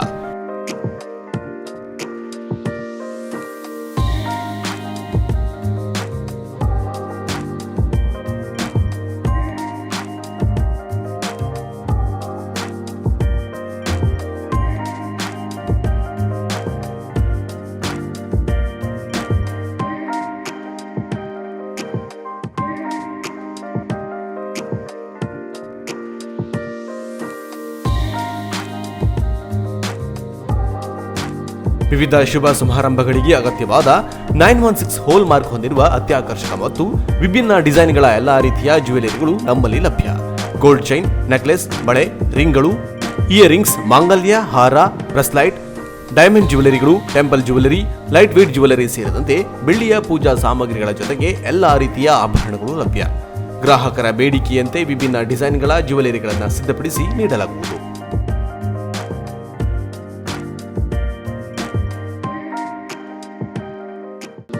ರೀಸನೇಬಲ್ ರೇಟ್ ಜೊತೆಗೆ ಗ್ರಾಹಕರ ವಿಶ್ವಾಸ ಗಳಿಸುವುದೇ ನಮ್ಮ ಬ್ರ್ಯಾಂಡ್. ಇಂದೇ ಭೇಟಿ ನೀಡಿ. ಕಲ್ಯಾಣಿ ಜ್ಯುವೆಲರಿ, KDCC ಬ್ಯಾಂಕ್ ಎದುರು, ಬಸ್ತಿಪೇಟೆ ರೋಡ್, ಕುಮಟಾ. ಮಾಲೀಕರು ಸುರೇಶ್ ಗಣಪತಿ ಶೇಟ್. ಮೊಬೈಲ್ ಸಂಖ್ಯೆ 9110404802. Mithun enterprises, house of consumer electronics and home appliances. TV, fridge, washing machine, mixer, grinder ಇನ್ನಿತರ ಹೋಮ್ ಅಪ್ಲಯನ್ಸಸ್ ನ ಬೃಹತ್ ಮಳಿಗೆ Mithun enterprises. Laptop, micro oven, home theatre, ಕ್ಯಾಮೆರಾಗಳಿಗೆ ಉತ್ತಮ ಆಫರ್ಗಳು ನಮ್ಮಲ್ಲಿ ಲಭ್ಯ. ಹಾಗೂ ಇನ್ನೂ ಹಲವು ಆಫರ್ಗಳಿಗಾಗಿ ಮಿಥುನ್ ಎಂಟರ್ಪ್ರೈಸಸ್ ಸಂಪರ್ಕಿಸಿ. ಮಿಥುನ್ ಎಂಟರ್ಪ್ರೈಸಸ್, ಕಾರವಾರ. ಪಟಾಪಟ್ ಸುದ್ದಿ ನೋಡೋಣ ಕೇಂದ್ರ ಎಕ್ಸ್‌ಪ್ರೆಸ್‌ನಲ್ಲಿ. ರೈತರಿಗೆ ಅನುಕೂಲವಾಗುವ ದೃಷ್ಟಿಯಿಂದ ಈ 3 ಕೃಷಿ ಕಾಯ್ದೆಗಳನ್ನು ಜಾರಿಗೆ ತರಲಾಗಿತ್ತು. ಆದರೆ ಒಂದು ವರ್ಗದ ರೈತರ ಮನವೊಲಿಸಲು ಸಾಧ್ಯವಾಗಲಿಲ್ಲ. ಹೀಗಾಗಿ ಕೃಷಿ ಕಾಯ್ದೆಗಳನ್ನು ಹಿಂಪಡೆಯುವ ನಿರ್ಧಾರ ಕೈಗೊಳ್ಳಬೇಕಾಯಿತು ಎಂದು ಪ್ರಧಾನಮಂತ್ರಿ ನರೇಂದ್ರ ಮೋದಿ ಹೇಳಿದ್ದಾರೆ. ದೇಶವನ್ನುದ್ದೇಶಿಸಿ ಮಾತನಾಡಿದ ಮೋದಿ, 3 ಕೃಷಿ ಕಾಯ್ದೆಗಳ ಉದ್ದೇಶ ರೈತರನ್ನು ಸಬಲೀಕರಣಗೊಳಿಸುವುದೇ ಆಗಿತ್ತು. ಅದರಲ್ಲೂ ಸಣ್ಣ ರೈತರಿಗೆ ಅನುಕೂಲ ಮಾಡಿಕೊಡುವುದು ನಮ್ಮ ಉದ್ದೇಶವಾಗಿತ್ತು. ನಮ್ಮ ಅವಿರತ ಪ್ರಯತ್ನದ ಹೊರತಾಗಿಯೂ ಒಂದು ವರ್ಗದ ರೈತರ ಮನವೊಲಿಸಲು ಸಾಧ್ಯವಾಗಲಿಲ್ಲ ಎಂದು ಮೋದಿ ಹೇಳಿದ್ದಾರೆ. ನಮ್ಮ ರೈತ ಮಿತ್ರರಿಗೆ ಕೃಷಿ ಕಾಯ್ದೆಗಳ ಅನುಕೂಲದ ಬಗ್ಗೆ ವಿವರಿಸುವಲ್ಲಿ ನಮ್ಮ ಪ್ರಯತ್ನ ಸಾಕಾಗಲಿಲ್ಲವೇನೋ ಅನಿಸುತ್ತಿದೆ ಎಂದಿದ್ದಾರೆ. ಮೊನ್ನೆಯಷ್ಟೇ ಪುನೀತ್ ರಾಜ್ಕುಮಾರ್ ಗೌರವಾರ್ಥ ವಾಣಿಜ್ಯ ಮಂಡಳಿ ಅರಮನೆ ಮೈದಾನದಲ್ಲಿ ಹಮ್ಮಿಕೊಂಡಿದ್ದ ಪುನೀತ್ ನಮನ ಕಾರ್ಯಕ್ರಮದಲ್ಲಿ ಚಾಲೆಂಜಿಂಗ್ ಸ್ಟಾರ್ ದರ್ಶನ್ಗೆ ಅವಮಾನವಾಗಿದೆ ಎಂದು ಅವರ ಫ್ಯಾನ್ಸ್ ಅಸಮಾಧಾನ ಹೊರಹಾಕಿದ್ದಾರೆ. ಅರಮನೆ ಮೈದಾನಕ್ಕೆ ಎಂಟ್ರಿ ಆಗಬೇಕಾದರೆ ಎಲ್ಲಾ ಗಣ್ಯರಿಗೂ ಪಾಸ್ ನೀಡಲಾಗಿತ್ತು. ದರ್ಶನ್ ತಮ್ಮ ಸಂಗಡಿಗರ ಜೊತೆ ಎಂಟ್ರಿ ಗೇಟ್ಗೆ ಬಂದಾಗ ಅಲ್ಲಿದ್ದ ಪೊಲೀಸರು ಪಾಸ್ ತೋರಿಸುವಂತೆ ಹೇಳಿದ್ದಾರೆ. ಇನ್ನೂ ಜಾಗ ಇಲ್ಲ ಎಂದು ಅವಮಾನ ಮಾಡಿದರು ಎನ್ನಲಾಗಿದೆ. ಈ ವೇಳೆ ಸ್ವತಃ ದರ್ಶನ್ ತಾಳ್ಮೆಯಿಂದಲೇ ಮಾತನಾಡಿ ಒಳಗೆ ಹೋಗಿದ್ದಾರೆ. ಆದರೆ ಒಬ್ಬ ಜನಪ್ರಿಯ ನಟ ಬಂದಾಗ ಈ ರೀತಿ ವರ್ತಿಸಿದ್ದು ಸರಿಯಲ್ಲ. ಈ ಅವ್ಯವಸ್ಥೆಗೆ ಕಾರಣ ಯಾರು ಎಂದು ದರ್ಶನ್ ಫ್ಯಾನ್ಸ್ ಸಾಮಾಜಿಕ ಜಾಲತಾಣದ ಮೂಲಕ ಆಕ್ರೋಶ ವ್ಯಕ್ತಪಡಿಸುತ್ತಿದ್ದಾರೆ. 500 ಮತ್ತು 1000 ಮುಖಬೆಲೆಯ ನೋಟು ಅಮಾನ್ಯಗೊಂಡು 5 ವರ್ಷ ಕಳೆದಿದೆ. ಆದರೆ ಇಷ್ಟು ವರ್ಷ ಆದರೂ ಸಹ ಇದೀಗ ಬೃಹತ್ ಮೊತ್ತದ ಅಮಾನ್ಯೀಕರಣಗೊಂಡ ನಗದು ಪತ್ತೆಯಾಗಿದೆ. ಈ ನೋಟಿನ ಕಂತೆಗಳಿಗೆ ಬ್ಯಾಂಕ್ನಲ್ಲಿ ವ್ಯಾಲ್ಯೂ ಇದೆ ಎಂದು ಹೇಳಿ ವಂಚಿಸಲು ರೆಡಿಯಾಗಿದ್ದ ಗ್ಯಾಂಗ್ ಅನ್ನು ಪೊಲೀಸರು ಬಂಧಿಸಿದ್ದಾರೆ. ಕಡಲನಗರಿ ಮಂಗಳೂರಿನಲ್ಲಿ ನಿಷೇಧಗೊಂಡ 1,92,50,50,000 ಮೌಲ್ಯದ 500 ಹಾಗೂ 1000 ಮುಖಬೆಲೆಯ ನಗದು ಪತ್ತೆಯಾಗಿದೆ. ಈ ನೋಟುಗಳನ್ನು ಇನೋವಾ ಕಾರಿನಲ್ಲಿ ಸಾಗಿಸುತ್ತಿದ್ದ 3 ಆರೋಪಿಗಳನ್ನು ಬರ್ಕೆ ಠಾಣೆ ಪೊಲೀಸರು ಬಂಧಿಸಿದ್ದಾರೆ. ಬಂಧಿತರನ್ನು ಮಂಗಳೂರಿನ ಕಣ್ಣೂರಿನ ಮೋರುಗುಡ್ಡೆ ನಿವಾಸಿ ಜುಬೈರ್ ಹುಮ್ಮಬ್ಬ, ಮಂಗಳೂರಿನ ಪಡ್ನೀಲ ವೀರನಗರ ನಿವಾಸಿ ದೀಪಕ್ ಕುಮಾರ್, ಮಂಗಳೂರಿನ ಬಜ್ಪೆ ನಿವಾಸಿ ಅಬ್ದುಲ್ ನಾಸೀರ್ ಎಂದು ಗುರುತಿಸಲಾಗಿದೆ. ಬಂಧಿತರನ್ನು ಪ್ರಾಥಮಿಕ ವಿಚಾರಣೆ ನಡೆಸಿದಾಗ ಚಿತ್ರದುರ್ಗ, ಶಿವಮೊಗ್ಗದಿಂದ ಈ ಹಣವನ್ನು ತಂದಿರುವುದಾಗಿ ಹೇಳಿದ್ದಾರೆ. ಬೆಂಗಳೂರಿನಲ್ಲಿ ವ್ಯಕ್ತಿಯೊಬ್ಬನನ್ನು ಗ್ಯಾಂಗ್ ಒಂದು ಅಪಹರಿಸಿ ವಿವಸ್ತ್ರಗೊಳಿಸಿ ಸ್ನೇಕ್ ಡ್ಯಾನ್ಸ್ ಮಾಡಿಸಿದ ಕುರಿತು ಪ್ರಕರಣ ದಾಖಲಾಗಿದೆ. 2 ಲಕ್ಷ ರೂಪಾಯಿ ಹಿಂತಿರುಗಿಸಲು ವಿಫಲವಾದ ಹಿನ್ನೆಲೆಯಲ್ಲಿ ಸತೀಶ್ ಎಂಬ 35 ವರ್ಷದ ವ್ಯಕ್ತಿಯನ್ನು ಅಪಹರಿಸಿ ವಿವಸ್ತ್ರಗೊಳಿಸಿ ಸ್ನೇಕ್ ಡ್ಯಾನ್ಸ್ ವಿಡಿಯೋ ಚಿತ್ರೀಕರಿಸಿ ಸಾಮಾಜಿಕ ಜಾಲತಾಣಗಳಲ್ಲಿ ಹರಿಯಬಿಟ್ಟು ಆ ಬಳಿಕ ಬಿಡುಗಡೆಗೊಳಿಸಲಾಗಿದೆ. ವಿಡಿಯೋವನ್ನು ಸತೀಶ್ ಅವರ ಸಹೋದರಿ ನೋಡಿದಾಗ ಪ್ರಕರಣ ಬೆಳಕಿಗೆ ಬಂದಿದ್ದು, ಸತೀಶ್ ಪತ್ನಿ ಪೊಲೀಸರಿಗೆ ಮಾಹಿತಿ ನೀಡಿ ದೂರು ದಾಖಲಿಸಿದ್ದಾರೆ. ಶಂಕಿತ ಆರೋಪಿ ಪುಲಿ ಮಂಜು ಅಲಿಯಾಸ್ ದಯಾಳ್ ಮಂಜು ಎನ್ನುವವನಾಗಿದ್ದು, ಪ್ರಕರಣ ದಾಖಲಾಗುವ ಮುನ್ನ ಅಮೆರಿಕಕ್ಕೆ ತೆರಳಿರುವುದಾಗಿ ತಿಳಿದು ಬಂದಿದೆ. ಪ್ರಕರಣದ ತನಿಖೆ ಚುರುಕುಗೊಳಿಸಿರುವ ಪೊಲೀಸರು ಆರೋಪಿಯ ಶೀಘ್ರ ಬಂಧನಕ್ಕಾಗಿ ಕಾರ್ಯಾಚರಣೆ ನಡೆಸುತ್ತಿದ್ದಾರೆ. 3 ವಿವಾದಾತ್ಮಕ ಕೃಷಿ ಕಾಯ್ದೆಗಳನ್ನು ಪ್ರಧಾನಮಂತ್ರಿ ನರೇಂದ್ರ ಮೋದಿ ಇಂದು ವಾಪಸ್ ಪಡೆಯುವುದಾಗಿ ಘೋಷಣೆ ಮಾಡಿದ್ದಾರೆ. ಮುಂದಿನ ವರ್ಷ ಉತ್ತರ ಪ್ರದೇಶ, ಪಂಜಾಬ್ ಸೇರಿ 5 ರಾಜ್ಯಗಳಲ್ಲಿ ಚುನಾವಣೆಯು ನಡೆಯಲಿರುವ ನಡುವೆ ಪ್ರಧಾನಿ ಈ ಘೋಷಣೆಯನ್ನು ಮಾಡಿರುವುದನ್ನು ವಿರೋಧ ಪಕ್ಷಗಳು ಲೇವಡಿ ಮಾಡಿದೆ. ಉತ್ತರ ಪ್ರದೇಶದಲ್ಲಿ ಕಾಂಗ್ರೆಸ್ನ ಪ್ರಚಾರ ಕಾರ್ಯವನ್ನು ನಿರ್ವಹಣೆ ಮಾಡುತ್ತಿರುವ ಕಾಂಗ್ರೆಸ್ ನಾಯಕಿ ಪ್ರಿಯಾಂಕಾ ಗಾಂಧಿ ಪ್ರಧಾನಮಂತ್ರಿ ನರೇಂದ್ರ ಮೋದಿ ಮುಂದಿನ ವರ್ಷ ಚುನಾವಣೆ ಇದೆ ಎಂಬ ಕಾರಣದಿಂದಾಗಿ ಈ ರೈತ ವಿರೋಧಿ ಕಾಯ್ದೆಗಳನ್ನು ವಾಪಸ್ ಪಡೆದಿದ್ದಾರೆ ಎಂದು ಆರೋಪ ಮಾಡಿದ್ದಾರೆ. ಈ ಬಗ್ಗೆ ಮಾಧ್ಯಮದೊಂದಿಗೆ ಮಾತನಾಡಿದ ಪ್ರಿಯಾಂಕಾ ಗಾಂಧಿ, ಇಂದು ಪ್ರಧಾನಮಂತ್ರಿ ನರೇಂದ್ರ ಮೋದಿ ಕ್ಷಮೆ ಕೇಳುತ್ತಿದ್ದಾರೆಯೇ? ಇನ್ನು ಕೆಲವೇ ತಿಂಗಳಿನಲ್ಲಿ ಚುನಾವಣೆಯು ನಡೆಯಲಿದೆ. ಬಿಜೆಪಿಗೆ ಇನ್ನು ಮುಂದೆ ಗೆಲುವು ಕಷ್ಟವಿದೆ ಎಂದು ಸಮೀಕ್ಷೆಗಳು ಹೇಳುತ್ತಿದೆ. ಆದ್ದರಿಂದ ಈ ಕೃಷಿ ಕಾಯ್ದೆಗಳನ್ನು ವಾಪಸ್ ಪಡೆಯುತ್ತಿದ್ದಾರೆ ಎಂದು ಆರೋಪ ಮಾಡಿದ್ದಾರೆ. ಇದೀಗ ಮತ್ತೊಮ್ಮೆ ಹೆಡ್ಲೈನ್ಸ್. ಉತ್ತರ ಕನ್ನಡ ಜಿಲ್ಲೆಯಲ್ಲಿ ಕಾವೇರುತ್ತಿರುವ ವಿಧಾನ ಪರಿಷತ್ ಚುನಾವಣೆ. ಬಿಜೆಪಿ ಕಾಂಗ್ರೆಸ್ ಅಭ್ಯರ್ಥಿಗಳ ಹೆಸರು ಮಾತ್ರ ಅಧಿಕೃತ ಘೋಷಣೆಯಾಗಬೇಕಿದೆ. ಕಾಂಗ್ರೆಸ್ ಜಿಲ್ಲಾಧ್ಯಕ್ಷ ಭೀಮಣ್ಣ ನಾಯ್ಕ್ ಹಾಗೂ ಬಿಜೆಪಿಯ ಗಣಪತಿ ಉಳಿಯಕರ್ಗೆ ಟಿಕೆಟ್ ಫೈನಲ್ ಸಾಧ್ಯತೆ. 3 ಕೃಷಿ ಕಾಯ್ದೆಯನ್ನು ಹಿಂಪಡೆದ ಕೇಂದ್ರ ಸರ್ಕಾರ. ಸಿರಸಿಯಲ್ಲಿ ಸಿಹಿ ಹಂಚಿ ವಿಜಯೋತ್ಸವ ಆಚರಿಸಿದ ರೈತರು. ಭೂಮಿ ಹಕ್ಕು ಹೋರಾಟಗಾರ ರವೀಂದ್ರ ನಾಯ್ಕರಿಂದ ಗಾಂಧಿ ಪ್ರತಿಮೆಗೆ ಮಾಲಾರ್ಪಣೆ. ಕುಮಟಾ ತಂಡ್ರಕುಳಿಯಲ್ಲಿ ಚತುಷ್ಪಥ ಕಾಮಗಾರಿಗಾಗಿ ಬಾಂಬ್ ಸ್ಫೋಟ. ಬಾಂಬ್ ಸ್ಫೋಟದಿಂದ ಆತಂಕಗೊಂಡ ತಂಡ್ರಕುಳಿ ಗ್ರಾಮಸ್ಥರಿಂದ ಹಠಾತ್ ಪ್ರತಿಭಟನೆ. ಪ್ರತಿಭಟನಾ ಸ್ಥಳಕ್ಕೆ ಭೇಟಿ ನೀಡಿದ ಗ್ರಾಮಸ್ಥರನ್ನು ಸಮಾಧಾನಪಡಿಸಿದ ಶಾಸಕ ದಿನಕರ್ ಶೆಟ್ಟಿ. ಇಲ್ಲಿಗೆ ಕ್ಯಾನ್ರಾ ಪ್ಲಸ್ ನ್ಯೂಸ್ ಮುಕ್ತಾಯವಾಯಿತು. ನಿರಂತರ ಸುದ್ದಿ ಹಾಗೂ ಮನೋರಂಜನೆಗಾಗಿ ನೋಡ್ತಾ ಇರಿ ಕ್ಯಾನ್ರಾ ಪ್ಲಸ್ ಟಿವಿಯನ್ನ. ನಮಸ್ಕಾರ.